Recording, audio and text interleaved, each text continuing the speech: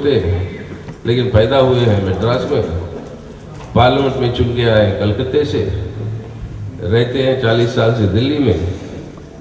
अब तुम मुझे क्या कहोगे आप, मैं किधर का हूँ? हिंदुस्तानी के अलावा और कोई डेफिनेशन नहीं। अब ये डेफिनेशन हिंदुस्तान का आप देखेंगे, गदर पार्टी और गदर वो पिंगले साहब हो महाराष्ट्र से, दास चंचैया हो आंध्रा से, बरकतुल्ला खान साहब हो, या अपने पूरे सोहन सिंह बकना वगैरह अपने जो पूरे गदर बाबा है, ये जो एक सामूहिक हिंदुस्तान का जो नक्शा था, जो आंदोलन में जो पैदा हुआ, वो आज के दिन हिंदुस्तान के लिए भी एक बहुत बड़ा सबक है। तो इसलिए आज जब इन सभी बातों को हम ध्यान में ले आते हैं और ध्यान में रखते हैं, कोमागाटा मारू का एक सिर्फ इतिहास के अंदर उसकी जगह सही होना है, मतलब उसी के लिए संघर्ष नहीं, लेकिन उससे जो प्रेरणा जो मिली है उसका आज इस्तेमाल हो एक बेहतर हिंदुस्तान बनाने में। अब वही बेहतर हिंदुस्तान बनाने के लिए अब निर्णय चल रहे हैं। आप लोगों को यहाँ पर आंदोलन करनी होगी कि आपके ये जो इमिग्रेशन लॉज जो अभी भी मतलब उस तरीके से नहीं सुधरे जितना आप और हम चाहते हैं सुधरे, वो ना हो। अब इस बार वीज़ा जब नहीं दिया मेरे को, मतलब डिले जब हो गई, तब अपने हिंदुस्तान की फॉरेन मिनिस्ट्री का उनका एक्सप्लेनेशन ये था कि कनाडा के अंदर जो नई सरकार आई, उनके इमिग्रेशन लॉज टाइटर होने की वजह से वीज़ा के लिए भी रेगुलेशन टाइटर। मैं बोला पिछले साल अगर दिया हमें 12 घंटे के अंदर, तो इस बार जो है 10 दिन तक आप क्यों रोके रखे हो पासपोर्ट? खैर उनकी समझिए। तो सब जगह पर मतलब इस तरीके की आज की जो दुनिया के अंदर जो आर्थिक संकट है, उस संकट के ध्यान में रखते हुए आज इस तरीके की रेसिज्म का बढ़ावा मिलेगा। जब लोग नहीं चाहते उस मुल्क के की कोई और जो विदेशी ओरिजिन के लोग हैं उनको जो है नौकरियां हम दें। दूसरी ओर से इमिग्रेशन लॉज को टाइटन करने वाली बात मतलब उसी जड़ से जो आती है, और दूसरी ओर से चीप लेबर के लिए जिसको इंपोर्ट करना चाहते हैं, वो आपके कनाडा में भी ये सुना है ये कानून बदल रहे हैं। और अभी सुना है कि बहुत सारे केसेस ऐसे हैं जहां पर जो मिनिमम जो आपके आवरली वेजेस है वो भी दिया नहीं जाता। तो अब ये सब लड़ाइयां हैं जो आप यहाँ पे करेंगे, लेकिन हमें जो वहां पे करना है आज लड़ाई अपनी एकता और अखंडता को ही बरकरार रखना, जो कोमागाटा मारू के जहाज के अंदर दिखाई दिया। उसके बाद में गदर पार्टी की और गदर आंदोलन ने जो सबक सिखाई, किसी भी धर्म के हो, किसी भी प्रांत के हो, लेकिन एक मकसद से अगर आप जुड़े हैं तो उस मकसद को हासिल करना है। उस समय वो आज़ादी की बात थी, अपनी इज्जत की बात थी। आज जो है एक आधुनिक एक मॉडर्न इंडिया अगर बनाना है तो बिना इस बात को इसके ऊपर जोर देते हुए ये संभव नहीं। तो आज हमारी लड़ाई है इंडिया में, जिसका आपके साथ भी बहुत गहरा जुड़ाव है। अब थोड़ा आवाज बढ़ा ना तो इंडिया की बात करें तो आवाज बढ़ता है। तो आपका भी जो जुड़ाव है, लेकिन वहां पे नए नए किस्म के संघर्ष पैदा हो रही है, जिसके लिए भी प्रेरणा कोमागाटा मारू और गदर बाबाओं से जो है हमें जो मिलती, और वही आज जो भी हिंदुस्तान में हो रहा वो अलग। चलिए हम वो देश के अंदर हम लड़ते रहेंगे एक बेहतर हिंदुस्तान बनाने के लिए। एक दो हिंदुस्तानों का जो निर्माण हो रहा है, जो पैदा हो रहा है एक अमीर और गरीब के बीच में, उस फासले को कैसे कम करना है, और ये सब करने के लिए किस तरीके से लोगों की एकता उसको बरकरार रखना, वो तो है ये। लेकिन यहाँ से जो सबक हमें और प्रेरणा जो हमें लेनी है गदर बाबाओं से, और खास तौर पर आज इस साल में कोमागाटा मारू की जो पूरी की पूरी एक्सपीरियंस है, उसको आज लेने की ज़रूरत, और उसके ऊपर काफ़ी चर्चा और बहस आज हिंदुस्तान में होगी। क्योंकि कोमागाटा मारू यहाँ से 23 जुलाई को कनाडा वालों ने वापस भेज दिया 2 महीने के बाद, और वो पहुंची कलकत्ते में बज के पास 27 सितंबर को। और 27 सितंबर को जब वहाँ पे पहुंची तो ब्रिटिश हुकूमत ने उसके ऊपर गोलीबारी शुरू कर दी। कई लोग वहीं पर मारे गए, कई लोग अभी भी गायब है, जिसको मिसिंग करते हैं, जिसके अंदर वही गुरदीप सिंह आज भी ऑफिशियली गायब दिखाया जाता है, मिसिंग दिखाया जाता है, जिन्होंने वो गोमाकाटा मारू को चार्टर किया था। और कई सारे काला पानी में बेच दिया गए थे। और उसके बाद का इतिहास आप सबको पता है, कैसे वो सब कम्युनिस्ट आंदोलन के साथ बाद में जुड़े। किसान सभा का स्थापना करतार सिंह सराभा ने किया था, और जो अपने देश के आंदोलन को जैसे आगे बढ़ाए कि आज़ादी की ही नहीं, लेकिन एक बेहतर हिंदुस्तान बनाने। आज गुस्सा का प्रेरणा जो है आज की वर्तमान हिंदुस्तान के अंदर अपनी राजनीति में ये जरूरी है। नई सरकार आई हिंदुस्तान में, बहुत उम्मीदें बढ़ गई, लेकिन 2 महीने हुए सरकार के आए हुए, अभी देखना पड़ेगा। मतलब ये बहुत ही जल्दी है कि देखने के लिए कि सरकार की नीतियां, जैसे मैं पहले कह रहा था, कैसे काम करेंगे कि नहीं। अच्छे दिन आने वाले हैं, ये बहुत ये नारा था। अब कुछ लोग शुरू हो गए कि हमारे पुराने दिन लौटा दो भाई। मतलब ये अच्छे दिन आपके जब आएंगे, लेकिन पुराने दिन तो लौटा दो। खैर, अब ये जो भी है वो अपनी मतलब मुल्क के अंदर हम लोग वो संघर्ष चलता रहेगा, वो लड़ते रहेंगे एक भारत की एकता अखंडता को बरकरार रखने के लिए और एक बेहतर भारत बनाने के लिए। लेकिन इन बातों से ये प्रेरणा आज लेनी है कि गोमाकाटा मारू का शताब्दी का महत्व आज के आधुनिक हिंदुस्तान में एक बेहतर हिंदुस्तान बनाने के लिए, आर्थिक असमानता को मिटाने के लिए और एक शक्तिशाली पावरफुल जो इकोनॉमिक पावर हम बन सकते हैं उसको बनाने के लिए जो नीतियों के अंदर बदली चाहिए उसकी ज़रूरत है। क्योंकि इंडिया के अंदर ये पोटेंशियल है। जैसे गदर बाबा और गोमाकाटा मारू के लोग कहते थे, हमारे अंदर अगर ये हमें मौका दो तो एक बेहतर हिंदुस्तानी नहीं, दुनिया के ऊपर भी हम प्रभाव डाल सकते हैं। आज अपना नौजवान कर रहा है ये काम। आप यहाँ पे मुल्कराज जी और बस ही कॉमरेड आए हुए हैं सैन फ्रांसिस्को से, वो बताए कि सिलिकॉन वैली जो है सैन फ्रांसिस्को, उस सिलिकॉन वैली में कहते हैं कि सेकेंड लैंग्वेज जो है अंग्रेजी के बाद वो इंडियन लैंग्वेजेस है। अपना नौजवान, हिंदुस्तान का नौजवान जो है वहाँ पर आज दुनिया का पूरा आईटी का एडवांस जो है उसके अंदर पायनियरिंग काम कर रहा है। साइंस के हर क्षेत्र में देख लो आप, अपने नौजवान और अपने जवान साइंटिस्ट जो है वो बड़ी प्रमुखता से बड़ी इंपॉर्टेंट काम जो है वो कर रहे हैं। तो अपने मुल्क के अंदर, अपने नौजवानों के अंदर एक क्षमता है। सवाल यह है कि इस क्षमता को कैसे हासिल करें, हासिल करने के लिए क्या नीतियाँ हैं। ये चलिए, ये झगड़े वहाँ पर संघर्ष जो है वो वहाँ पर मुल्क में होती रहेगी, लेकिन इन संघर्षों को आगे बढ़ाने के लिए भी हमारा मानना है कि गोमाकाटा मारू और गदर बाबाओं से प्रेरणा लेनी जरूरी, क्योंकि जो मुद्दे उन्होंने जो उठाए वो आज भी प्रासंगिक है। अगर हिंदुस्तानियों का इज्जत दुनिया में बराबर रहे तो उसके लिए अपनी खुद की सेल्फ रेस्पेक्ट को अगर हमें मजबूत करना है तो बेहतर हिंदुस्तान बनाना ज़रूरी है। आज 100 साल की बात है, और अगर बेहतर हिंदुस्तान बनाना है अपने नौजवानों के अंदर उनको जो क्षमता देने की बात वो ज़रूरी है। तो उसके लिए कौन सी नीतियाँ चाहिए वो सब लड़ेंगे, लेकिन उस लड़ाई के अंदर भी गोमाकाटा मारू और गदर पार्टियों का एक बहुत बड़ा प्रभाव है। तो इसलिए ये बड़ी खुशी की बात है। इसके बावजूद कि जब वीज़ा नहीं मिला था और प्लेन निकल गई तो हमने सोचा कि हम नहीं आएंगे इस बार, लेकिन कॉर्पोरेट ने कहा कि भाई ये तो असंभव है, अब कैसे नहीं आओगे। तो कुछ करके फिर पहुँचे और सीधा, जैसे मैं कह रहा था, एयरपोर्ट से आते आते भी आपके बीच में आने का ये मौका जो मिला। और पिछले साल गदर पार्टी की सेंटेनरी पे आए थे, इस बार गोमाकाटा मारू की, और यहाँ पर आके आपके संघर्षों के बारे में भी ना सिर्फ जानकारी और वाकिफ होते हैं हम, ताकि मदद करेगी इंडिया के पार्लियामेंट के अंदर भी, वहाँ पर भी इन सवालों को उठाने के लिए।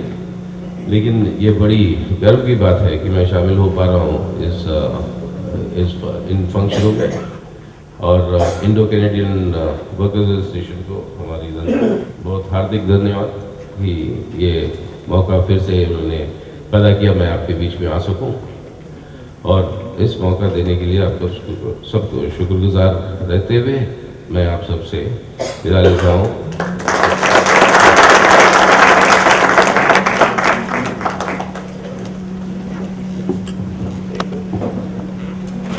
संत सीताराम जयश्री।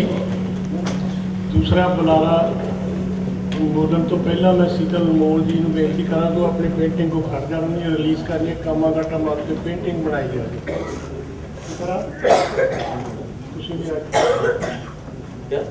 रिलीज़ करनी कामा घाटा इधर आए।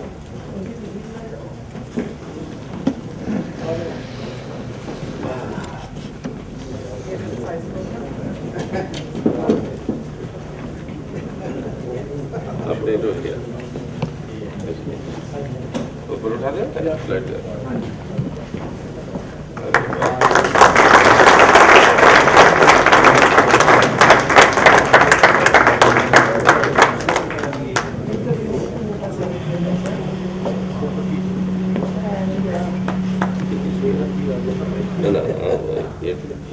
ठीक है सभी की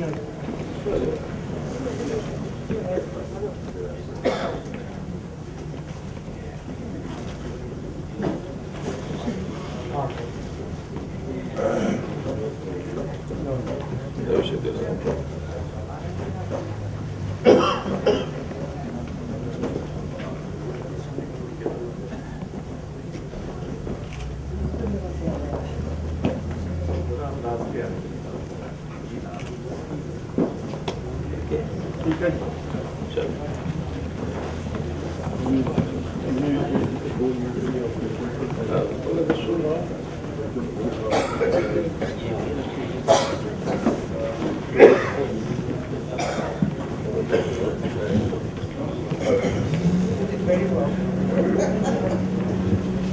सीतल अनमोल जी अपनी पेंटिंग बारे 2 मिनट तो दसेंगे कि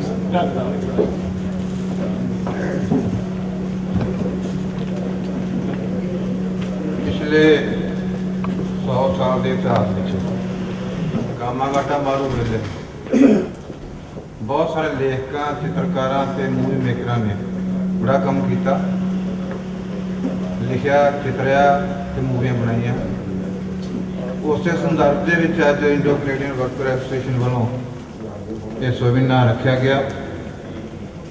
बहुत सारे काम होए, बहुत सारे काम करने वाले हैं। भविख कामा घाटा मारू बारे बहुत सारा काम करने वाला रहा है। ये पेंटिंग मेरिया 2 दर्जन तो वध पेंटिंग का लेटेस्ट एडिशन है, जिन्होंने 12 पेंटिंग ऑलरेडी म्यूजियम वैनकूवर विखे सुजोगत सन। इस पेंटिंग को रिलीज़ करने का मुख्य मकसद एक तो कामा घाटा मारू को याद करना है, दूसरा एक वखरी टेक्नीक है सिंबॉलिक पेंटिंग। जिस तरीके न चढ़ता सूरज उजाले का निर्माता है, टाइम है, समा है। चढ़ते सूरज को हर कोई चाहता है, इस तरीके प्रवासी पंछी या पशु अपना काम शुरू करते हैं अपने चंगे भविख लिए, चंगे खाने।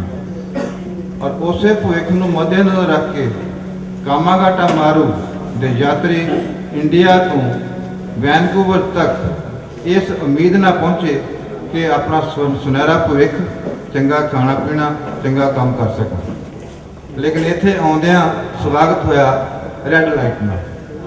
तो देख रहे होंगे एक पासे चढ़ता सूरज है, लाली उजाले का निशान है, प्रवासी पंछी लंबी उड़ारी वास्ते तैयार है और उड़ारी तो तुरया उड़ान में है, शुद्ध भरया पिया। नैक्सट ऊपर लाइट है रेड लाइट क्रॉस नहीं कर सकते, लेकिन कामा घाटा मारू में एक रेड लाइट ने तकीफ बंद करने 3 लाइट आ गई साढ़े। जे रेड लाइट सामने आ गई, असं कोशिश करते हैं लैफ्ट हैंड राइट हैंड मोड़ सकते, लेकिन कामा घाटा मारू में अलाउ नहीं सी कि तू कि पास हो रास्ता भी अपना। खैर उस वेले के प्रवासी जोड़े इतने से इंडियन, उन्होंने बड़ी कोशिश अणथक मेहनत की, कोशिश की। खालसा दीवान सोसाइटी वाले ने भी बहुत ज़्यादा उपराला किया, लेकिन अफसोस जिसकी लाठी उसकी भैंस। उस वेले की सरकार ने इन्हां प्रवासियों उजाले भविख की उम्मीद लैके जोड़े आए थे इत्थे एंटर करने का हुक्म नहीं दिता। सो इस पेंटिंग राही मैं सरदार गुरदित्त सिंह के चैरिटर प्रसिद्ध बिजनेसमैन सन उन्होंने लड़का छोटा जिहा बच्चा हार्डली 9-10 साल की उम्र सरदार बलवंत सिंह ते जिहड़े कामाघाटा माऊ के यात्री आ उन्होंने मनोदिशा जो हालत है उन्होंने चित्रण की कोशिश की है। उम्मीद है तुहानूं सारिआं नूं पसंद आई होगी। धन्यवाद।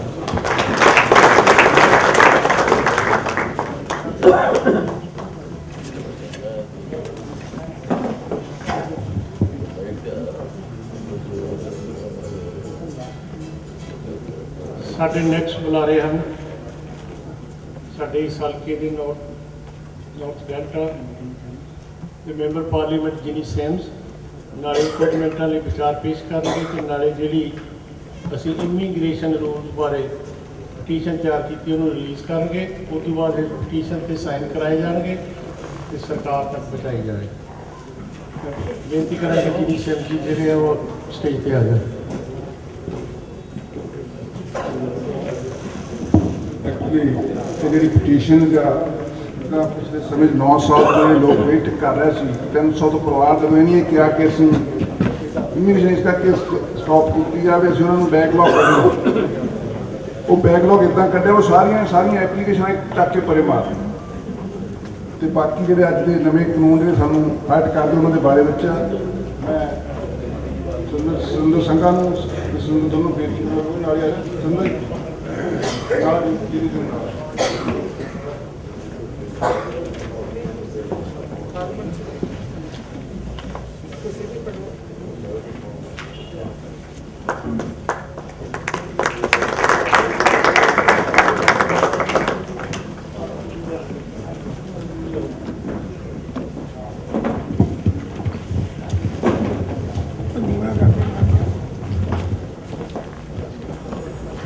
सारिਆਂ ਨੂੰ प्यार भरी सत श्री अकाल ਤੇ इंडो कनेडियन वर्कर्स ਨੂੰ ਕੰਗ੍ਰੈਚੁਲੇਸ਼ਨਸ भी उन्होंने भी आ जो आप भी सालाना मना रहे हैं खोमाघाटा मरूदा तो गदरी बाबियां की भी याद कर रहे हैं भी उन्होंने ये सैमीनार रखा आ जिस एक तरीके दे नाल आपां नूं सारी हिस्टरी दे नाल भी जोड़ता है तो आपां नूं तैयार भी करता भी आपां गां की करना है।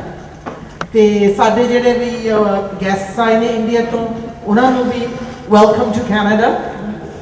जिस तरह मेरे वीर जी ने कहा भी वह जन्म इत्थे होया सी उत्थे पढ़िया सी उत्थे जाके MP बन गया तो हुण उत्थे जाके रहिंदे दिल्ली दे विच।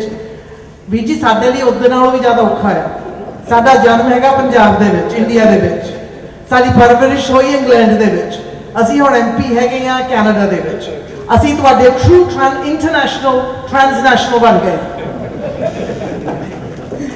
ते अज मेरे वीरां ने बहुत वधिया गल्लां कर दित्तियां भी इस उन्होंने को लफ्ज़ भी वो है जिहड़े मैनूं कई आउंदे भी नहीं है सच्ची गल हैगी आ भी उन्होंने बहुत तरीके नाल हिस्टरी का आपां बहुत कुछ दस दिता। उन्होंने कुर्बानियां का भी दसिया उन्होंने मुश्किलों का भी दसिया। मैं सिर्फ 2 मिनट लेने ये गल करन भी हुण आपां की करना।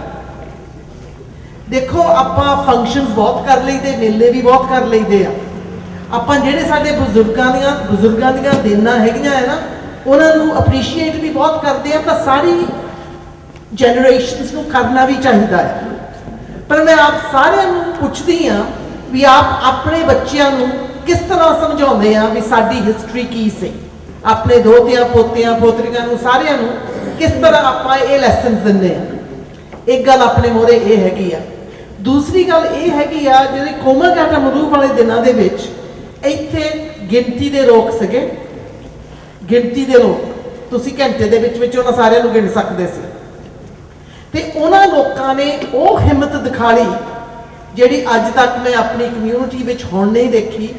जिस कम्यूनिटी ने बहुत पैसा कमाया बहुत ना कमाया हरेक प्रोफैशन विच भी हैगे आ ते उन्हां दे इलैक्टेड अफिशल्स भी हैगे ने पर फिर भी जदों बेइंसाफी की गल हुंदी आ कम्यूनिटी विच वो एकता है नहीं गी भी असीं इकट्ठे होके इन्हां मुश्किलों का सामना करिए। देखो उन्हां दिनों दे विच लोकां नूं कह दित्ता सी जदों जहाज विच बैठे सी तुसीं इत्थे उतर नहीं सकदे। उन्हां गल्लां दे विच अज की फर्क आ जदों जिहड़े इत्थे अपने आए आ उन्हां कोल परमानेंट रेजिडेंसी हैगी आ उन्होंने कहा जाता है कि तुसी अपने मदर एंड फादर की एप्लीकेशन नहीं दे सकते, तुहानू हुण लॉटरी सिस्टम दे विच ही पा दिता है। जिहड़े 5000 ने पहला दाखिल कर दिते सिर्फ उन्होंने ही असी प्रोसैस करना है। जे तुसी 5000 एकवा आ तुहानू आउंदे साल लई वेट करना पैना है, पर आउंदे साल भी कोई गारंटी है नहीं कि भी तुहाडा नंबर 5000 तो पहला आऊगा। फैमिली रीयूनिफिकेशन जे आपां परिवार नूं समझदे हां, ये सरकार भी कहती है भी सब तो ज्यादा चीज कीमती चीज हैगी आ परिवार। फिर तुहाडे मोरे मेरा ये सवाल आ, किहदा परिवार? किहदा परिवार? सिर्फ उन्हां दा जिन्हां दे परिवार इत्थे हैगे आ, सिर्फ उन्हां दा जिन्हां दे नंबर पहले 5000 विच आ जाणगे। एक तुसी ये ना सोचो भी जदों तुसी एप्लीकेशन दे दिता भी तुहाडा 2 सालां दे विच प्रोसैस हो जाना है, हाले भी कई इत्थे तुसी बैठे आ तुहानू पता आ 7, 8, 9 ईयर्स लंघ जांदे आ प्रोसैस करने नूं। ये नहीं भी वो छेती फिर आ सकते। एक तुसी वो देखो भी जिस तरह भी वीर जी ने कहा सीगा भी वो जिहड़े भी इन्हां ने बैकलॉग इस तरह पूरा कीता सीगा, दे श्रेडेड दी एप्लीकेशंस जिहड़े कई ते पॉइंट सिस्टम ते आउंदे हुंदे सीगे।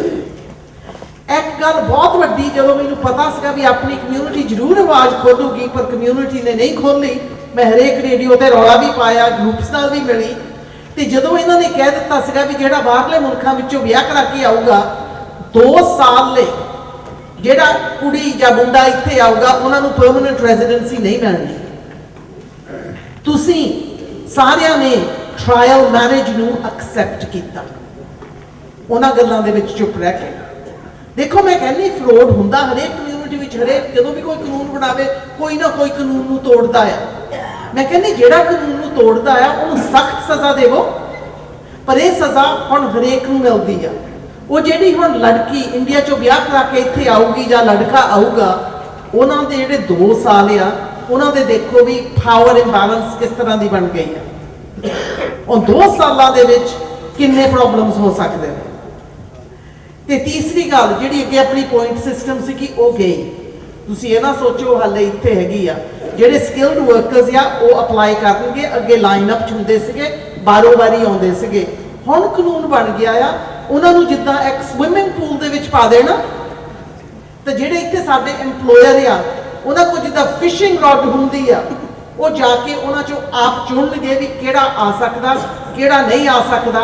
पहली बारी साडे मुल्क दे विच एम्पलॉयर नूं ਇਹ हक दे दिता भी वो चुनते आ भी किहड़े साडे मुल्क दे विच इत्थे आके बस सकते हैं।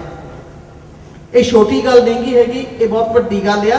असीं जरूर कहने आ भी जिहड़े भी लोग उत्थों आउंदे आ उन्हां दे इत्थे स्किल्स डिवेलपमेंट सब कुछ, असीं इदां नहीं कहंदे भी दरवाजा खुला होना चाहिए आ, पर आपां नूं ये सोचना पैंदा है भी किस तरीके दे नाल।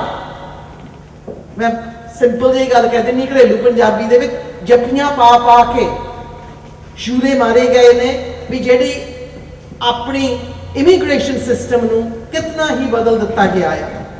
हुण सिटीजनशिप लैनी औखी, गवाणी बहुत सौखी।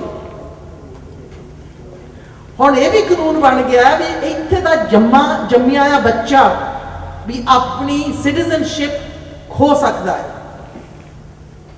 इत्थे दा जम्मिया भी बच्चा अपनी सिटीजनशिप खो सकता है। मिनिस्टर नूं इन्ना पावर दिता गया है वो वापस लैके उस बच्चे नूं इस मुल्क चों बाहर कढ सकते हैं जिस बच्चे ने होर कोई मुल्क देखिया भी ना होवे। देखो आपां बाजे वेले कह दईदा सानूं की आ दूसरिਆਂ नाल हुंदा आ, साडा परिवार इत्थे आ, असीं काहते ध्यान रखीए। जे साडे गदरी बाबे इदां सोचदे अज तक इंडिया नूं वो आज़ादी ना मिलदी ते वो तरक्की ना मिलदी। जो लड़ाइयां ना लड़ते जिहड़ी सानूं इत्थे आके इक्वालिटी मिली आ वो भी ना मिलदी, जिहड़ियां साडे कोल अपॉर्चुनिटीज़ हैगियां वो भी ना मिलदियां। पर गल्लां करन नूं आपां बहुत प्यार दिंदे सारे। देखो पार्लियामेंट विच मैं आवाज़ खोल सकदी हां, मैं खोलदी हां, इत्थे मीडिया विच भी काफ़ी आवाज़ खोली दी आ, पर जिन्ना चिकर आम जनता नहीं तैयार हुंदी उन्ना चिकर तुहाडे इलैक्टेड ऑफिशियल्स बड़ा कुछ कर नहीं सकते।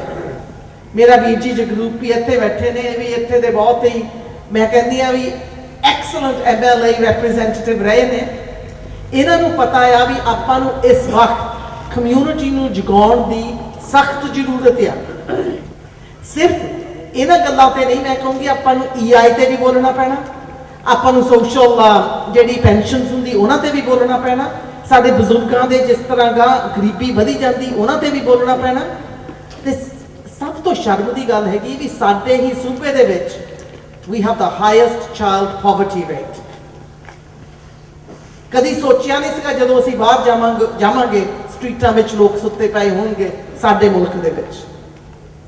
ਕਦੀ ਸੋਚਿਆ ਨਹੀਂ ਸੀਗਾ ਵੀ ਸਾਡੇ ਮੁਲਕ ਦੇ ਵਿੱਚ ਲੋਕ ਰਾਤ ਨੂੰ ਭੁੱਖੇ ਸੌਂਦੇ ਹੋਣਗੇ। ਇਸ ਕਰਕੇ ਜਿਹੜੀ ਆਪਣੀ ਲੜਾਈ ਆ, ਜਿਹੜੀ ਗਦਰੀ ਬਾਬਿਆਂ ਨੇ ਆਪਾਂ ਨੂੰ ਸਿਖਾਇਆ ਆ, ਉਹ ਸਿਰਫ ਆਪਣੇ ਲਈ ਨਹੀਂ ਆਪਾਂ ਨੂੰ ਲੜਨੀ ਚਾਹੀਦੀ, ਆਪਾਂ ਨੂੰ ਸਾਰਿਆਂ ਲਈ ਲੜਨੀ ਚਾਹੀਦੀ ਆ। ਕਰਕੇ ਜਦੋਂ ਆਪਾਂ ਸਾਰਿਆਂ ਲਈ ਲੜਾਂਗੇ, ਹੱਥ ਨਾਲ ਫੜ ਕੇ ਲੜਾਂਗੇ, ਤੇ ਜਦੋਂ ਆਪਣੀ ਲੜਾਈ ਹੁੰਦੀ ਆ ਉਹ ਵੀ ਆਪਣੇ ਨਾਲ ਉਸ ਤਰ੍ਹਾਂ ਹੀ ਖੜੇ ਹੋਣਗੇ। ਜੇ ਆਪਾਂ ਸਿਰਫ ਆਪਣਾ ਸੋਚਿਆ ਫਿਰ ਆਪਾਂ ਕੁਝ ਗਾਂ ਬਣਾ ਨਹੀਂ ਸਕਦੇ। ਤੇ ਇੱਕ ਆਉਂਦੇ ਸਾਲ ਲਈ ਮੈਂ ਜਦੋਂ ਆਪਾਂ ਫੰਕਸ਼ਨ ਕਰਨਾ, ਤੁਹਾਡੇ ਸਾਰਿਆਂ ਦੇ ਮੂਹਰੇ ਬੇਨਤੀ ਆ, ਇੱਕ ਮੇਰੀਆਂ ਭੈਣਾਂ ਨੂੰ ਨਾਲ ਲੈ ਕੇ ਆਇਆ ਕਰੋ ਤੇ ਇੱਕ ਆਪਣੇ ਬੱਚਿਆਂ ਬੇਟੀਆਂ ਨੂੰ ਵੀ ਥੋੜਾ ਇਨਕਰੇਜ ਕਰੋ। ਅਸੀਂ ਇੰਗਲਿਸ਼ ਵਿੱਚ ਵੀ ਪ੍ਰੋਗਰਾਮ ਰੱਖਾਂਗੇ ਵੀ ਉਹ ਵੀ ਗਾਂ ਸਮਝ ਜਾਣ ਵੀ ਸਾਡੀ ਹਿਸਟਰੀ ਕੀ ਸੀਗੀ, ਕਰਕੇ ਜੜ੍ਹਾਂ ਤੋਂ ਬਗੈਰ ਜਿਹੜੀ ਗਾਂ ਆਉਂਦੀ ਵਾਲੀ ਪੀੜ੍ਹੀ ਆ ਉਹਨਾਂ ਨੂੰ ਉਸ ਬੂਟੇ ਵਾਂਗੂ ਹੋਣਾ ਆ ਜਿਹੜੇ ਬੂਟਾ ਬਾਹਰ ਉਹਦੀਆਂ ਡੀਪ ਰੂਟਸ ਨਹੀਂ ਜਾਂ ਹਵਾ ਦੇ ਝੋਂਕੇ ਨਾਲ ਡਿੱਗ ਪੈਂਦੇ ਨੇ। ਜੇ ਜੜ੍ਹਾਂ ਮਜ਼ਬੂਤ ਹੋਣ ਤੇ ਆਉਂਦੀ ਵਾਲੀ ਪੀੜ੍ਹੀ ਕਦੀ ਵੀ ਹਾਰ ਨਹੀਂ ਸਕਦੀ। Thank you.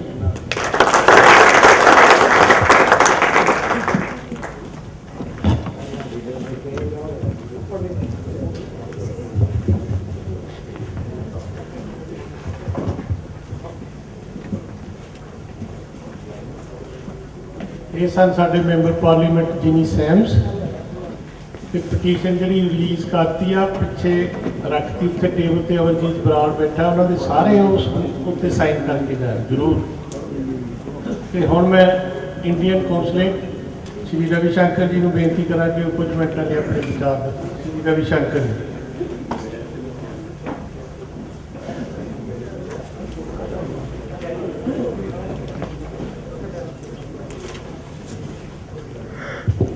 Can you hear me? Honorable Member of Indian Parliament, Shri Sitaram Yechury ji, my good friend Ginny Sims, dear friends, great friend of mine here.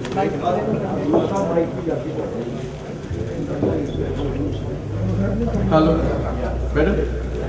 I feel extremely honored to be one of the speakers on this day for the centenary celebrations of Conga tomorrow. The Indo-Canadian Workers Association deserves wholehearted support and praise for celebrating the occasion. The Komagatumaru incident of 1914 is a significant and very important part of Indo-Canadian history. The incident involved a Japanese steamship carrying 376 passengers from India that sailed from Hong Kong and reached Canada in 1914, transiting Shanghai, China and Japan. While 24 passengers were admitted to Canada, others were forced to return to India. They came to explore better economic opportunities but faced resistance to the worst form of racism and hostility. As we remember this incident, after 100 years today in 2014, we pay our respects to the pioneers and freedom fighters who faced this injustice with grit and bravery. The incident is a significant chapter in the Indian freedom struggle. It helped the cause for Indian freedom to gain momentum and strength all across the globe. There are moments in history of incredible bravery and heroism when a few brave men and women stand up to be counted. Their stand may be small in comparison to the great battles in which thousands perish, yet they achieved more through their spirit, courage and determination. When principles hold fast against huge and overwhelming odds, no matter what the outcome, victory is theirs. The Komagatumaru's arrival at the Vancouver shoreline was one such moment in time. Their bravery and heroism will endure for generations. The celebrations of the Komagatumaru centenary affords a great opportunity to enrich and educate today's generation about this historical event. I congratulate the organizers of the celebrations and especially thank Shri Surinder Sangha, President, and Shri Kulwant Desi, General Secretary, and their colleagues for organizing a seminar and public mela to commemorate this historic event. I wish the celebration all success. I just wish to add one small thing, that I I'm very happy to see a lot of seniors in this gathering. All of you have been here long. You've experienced various things before you established a very vibrant Indo-Canadian community here. But I'd also like to see more youth.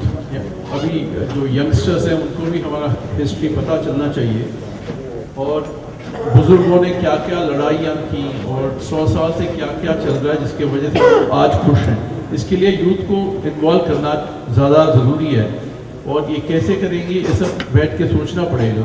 और मैं चाहता हूँ कि subsequent generations भी involve हों ताकि उनको पता चले कि क्या क्या पहले हुआ है और आगे क्या होना चाहिए। वो रोड मैप भी उनका कॉन्ट्रीब्यूशन भी चाहिए उसको। Thank you. जय हिंद।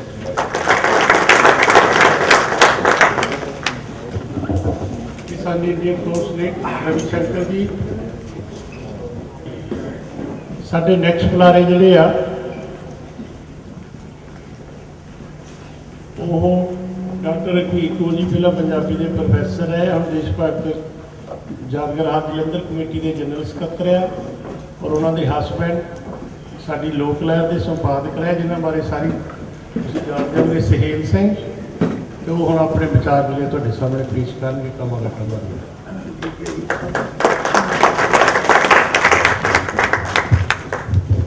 ਮੈਂ ਕਰਦੇ ਹੀ ਵਧੀਆ ਸੈੱਟ ਕਰ ਦੇ ਸੈੱਟ ਕਰੋ सीधे नंबर चेक देखेगा तो सेट करेगा क्या ना करेंगे।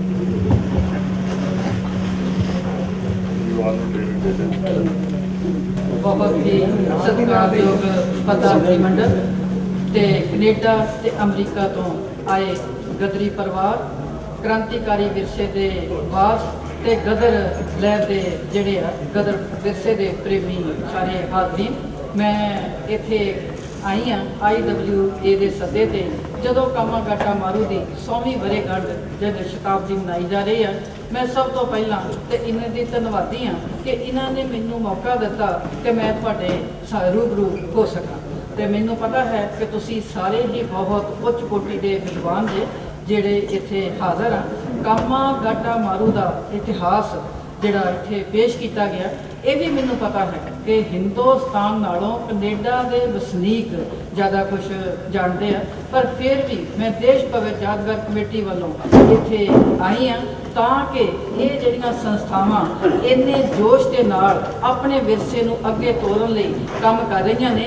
मैं उन्हां दी हौसला अफजाई कमेटी वालों कर सकां ते नाल ही मैनू ये पता है कि तुसी सारे अज बना रहे हैं। जदों मैं इतिहास पढ़ती हाँ देश भगत यादगार कमेटी के जनरल सकत्तर के तौर पर नहीं वैसे भी जिहड़ा साडा इनकलाबी इतिहास आ पढ़द्या साडा खून खौलण लग पैंदा कि किवें गदरियां ने कुर्बानियां कीतियां देश की आज़ादी खातर।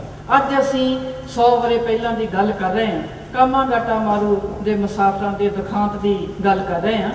इस दुखांत के मैं पिछे पिछोकड़ च थोड़ी जी गल करांगी कि दुखांत वापरिया कि आपां नूं सारिआं नूं पता है। तुसीं इत्थे सारे बैठे जे कनेडा के वसनीक हिंदुस्तानी अमेरिका के वसनीक आपां रोजगार की खातर प्रवास धारिया।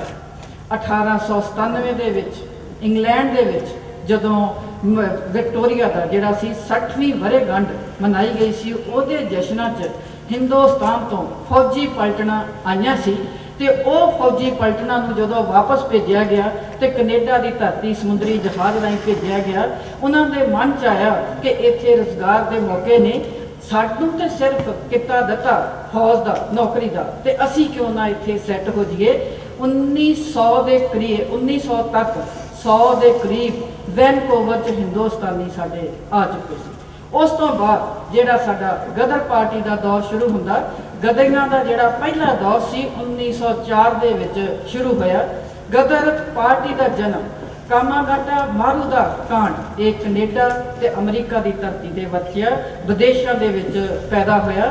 अजे भी विदेशों च रहिंदे हिंदुस्तानी इस काम नूं बड़े माण दे नाल बड़े जोश दे नाल अगे तोड़ रहे हैं। जदों कामरेड कलवंत होरी गल कर रहे सी ते मैनूं उदों याद आ रही सी प्रदेश की भाई भगवान सिंह होरां जिहड़े गदर लहर दे होए आ उन्होंने लिखिया सी देश पैण थके परदेस मिले ढोई ना, साडा परदेसियां दा देश होई ना। ये वापरी सी कामागाटा मारू दे मुसाफरां दे नाल। अज तो 100 साल पहला वैनकूवर दे पानियां च कामागाटा मारू दे मुसाफरां दे नाल जिस तरह का अणमनुखी विहार किया गया, वो विहार कनेडा की हिस्ट्री, हिंदुस्तान की हिस्ट्री एक अजिहा कांड है जिहड़ा अपुल कांड है, बड़ा दुखदाई कांड है। ये पिछे जदों लोग इत्थे आने शुरू हो गए 1904 तो लग के 1908 दे विच इकल्ला वैनकूवर है। सरकारी आंकड़े दसदे आ कि 2008 दे विच 2000 दे करीब हिंदुस्तानी वैनकूवर दे विच आ गए सी। जदों इत्थे आ गए, इत्थे नस्ली वितकरे दियां, इत्थे होर तरह दी मुश्किलां आउणियां शुरू होईयां ते उदों एक हिंदुस्तानियां ने एसोसीएशन का गठन किया, जिहड़ी हिंदुस्तानी एसोसीएशन ऑफ वैनकूवर के नाम नाल जानी जाती सी। फिर इन्हां जिहड़े हिंदुस्तानी सी, इन्हां दे इकट्ठे होण लई 1908 दे विच वैनकूवर दे विच गुरुद्वारा साहब की स्थापना हुई। 1912 दे विच वैनकूवर की स्थापना, वैनकूवर च गुरुद्वारा साहब की स्थापना हुई। ये गुरुद्वारा साहब सिक्खी मर्यादा अनुसार बनाए गए। इन्हां गुरुद्वारियां हर धर्म, हर जात के लोग इकट्ठे होके मीटिंगां करते सी। हर ऐतवार को खालसा दीवान सोसाइटी उत्थे जिहड़ा सी ये समागम आयोजित करती सी। मैं एक गल दी इत्थे कनेडा के वसनीक अपने हिंदुस्तानियों को बधाई देना चाहूँगी। कामागाटा मारू के मुसाफिरां तो पहला इत्थे जिहड़ी खालसा दीवान सोसाइटी सी, उन्हें पहलकदमी की सी कि भाई बलवंत सिंह ते भाई भाग सिंह इन्हां नूं हिंदुस्तान भेजिया सी अपने परिवारां नूं लियाउण दी। मैं वो कानूनां दी गल नहीं करूँ, मैनूं पता है कि जिहड़ा प्रीवी कौंसल ने 1907 च आर्डर नंबर 920 जारी करके ते एक कानून 2 पास करते सी, जिहदे विच कोई भी हिंदुस्तानी जिहड़ा वो $200 तो बिना ते अपने देश तो सीधा इत्थे आवे तो आ सकता है, ते परिवारां नूं लियाउण दी आग्या नहीं सी। जदों इस गल दी उन्हां नूं महसूस होया कि साडे नाल इस तरह का वितकरा शुरू हो गया ते इत्थे दीयां जिहड़ियां सभावां सी हिंदुस्तानी सी, उन्हां सारे हिंदुस्तानियां ने इकट्ठे होके अजिहा जिहड़ा सी संघर्ष करना उदों ही आरंभ कर दिता सी। मेरा कहण तो भाव आ उदों ही कनेडा वासियों च जागृति आ गई सी कि साडे नाल जो कुछ हो रहा है आने वाले समय वो चंगा नहीं वापरेगा। इसे गल नूं मुख रख के एक वफद भेजिया सी खालसा दीवान सोसाइटी ने, 4 मैंबरी वफद। पहला अटावा च जाके स्थानक सरकार नूं मिलिया, फिर इंग्लैंड की गोरी सरकार नूं मिलिया, फिर भारत जाके गवर्नर नूं मिलिया, ते फिर जदों उन्होंने हथ पल्ले कुछ ना पिया, उन्होंने कहा तुहाडा ये हिंदुस्तान का मामला है, असीं इहदे च दखल नहीं दे सकते। इक्को एक चारा सी उन्होंने कोल, इक्को एक राह सी। वो राह की सी कि स्थानक लोगों नूं जागृत किया जाए, उन्होंने चेतना लिया जाए। इस गल की उन्होंने पंजाब के गुरुद्वारियां च इकट्ठ किए, इकट्ठ करके लोगों को संबोधन किया। इसे रोशनी साडे जिहड़े लोग सी रोजगार की खातर आउणा चाहुंदे सी, किसानां ने ते अपनियां जमीनां गहणे पातियां, घर वेच दिते। ये सास ना कि विदेश च जावांगे ते 10-15 गुणा वध अपने देश नालों सानू रोजगार मिलेगा ते असीं अमीर हो जाएंगे, अपने देश परतांगे, साडी आर्थिक हालत चंगी हो जाऊगी। पर उन्हां नूं नहीं सी पता कि साडे मुसाफिरां दे नाल किहो जिहा वरताव होਊਗਾ। जदों इहो जी स्थिति सी उदों स्वब के नाल भाई गुरदेव सिंह, बाबा गुरदेव सिंह जी हांगकांग आए सी किसी केस के संबंध च। उत्थे उन्होंने दलजीत सिंह जिहड़े वो मिले आ, उन्होंने उन्होंने कहा कि असीं बाहर जाना चाहुंदे आ, कोई इंतजाम करो। उन्होंने नाल एक वीर सिंह सी, एक हरनाम सिंह खांबरा सी। उन्होंने इन्हां तिन्नां मैंबरां दी एक कमेटी बनाई, जहाज कमेटी बनाई, तिन्नां नूं वख-वख बंदरगाहां ते भेजिया तां कि उत्थों मुसाफिर इकट्ठा कीते जाण। पर दूजे पासे सानू की लगता कि हुकूमत इस गल तो बेखबर सी। हुकूमत चंगी तरह जानती सी कि जे कामागाटा मारू चले गया, इन्होंने उत्थे रहण उतरन की आग्या मंगनी है, जे आग्या दे दी गई तो उत्थे लोग वध जाने हैं ते ये मुड़ के आज़ादी की मंग करनगे। होया कि जदों कमेटी ने जहाज तोड़ लिया, उतों तोड़न की उन्होंने तरीक अनाउंस कर दी, 8 मार्च अनाउंस की। उस तो पहला 25 मार्च नूं जिहड़ा सी बाद विच ਉੱਥੇ ਹਾਂਗਕਾਂਗ ਭਾਈ ਗੁਰਦੇਵ ਸਿੰਘ ਦੇ ਦਫ਼ਤਰ ਦੇ ਉੱਤੇ CID ਨੇ ਹਮਲਾ ਕਰਕੇ ਉੱਥੋਂ ਸਾਰੇ ਕਾਗਜ਼ਾਤ ਚੁੱਕ ਲਏ ਜਦੋਂ ਜਹਾਜ਼ ਚੱਲਣਾ। ਪਰ ਇਸ ਸਥਿਤੀ ਦੇ ਵਿੱਚ ਵੀ ਉਹਨਾਂ ਨੇ ਕਾਗਜ਼ਾਤ ਪੂਰੇ ਕੀਤੇ, ਜਹਾਜ਼ ਤੋਰਿਆ। ਜਦੋਂ ਜਹਾਜ਼ ਤੋਰਿਆ ਤੇ ਜਹਾਜ਼ ਤੋਰਨ ਤੋਂ ਬਾਅਦ ਉਧਰ ਭਾਈ ਭਾਗ ਸਿੰਘ, ਬਲਵੰਤ ਸਿੰਘ ਖੁਰਦਪੁਰ, ਭਾਈ ਬਲਵੰਤ ਸਿੰਘ ਖੁਰਦਪੁਰ ਹੋਰੀ ਪੰਜਾਬ ਗਏ ਸੀ।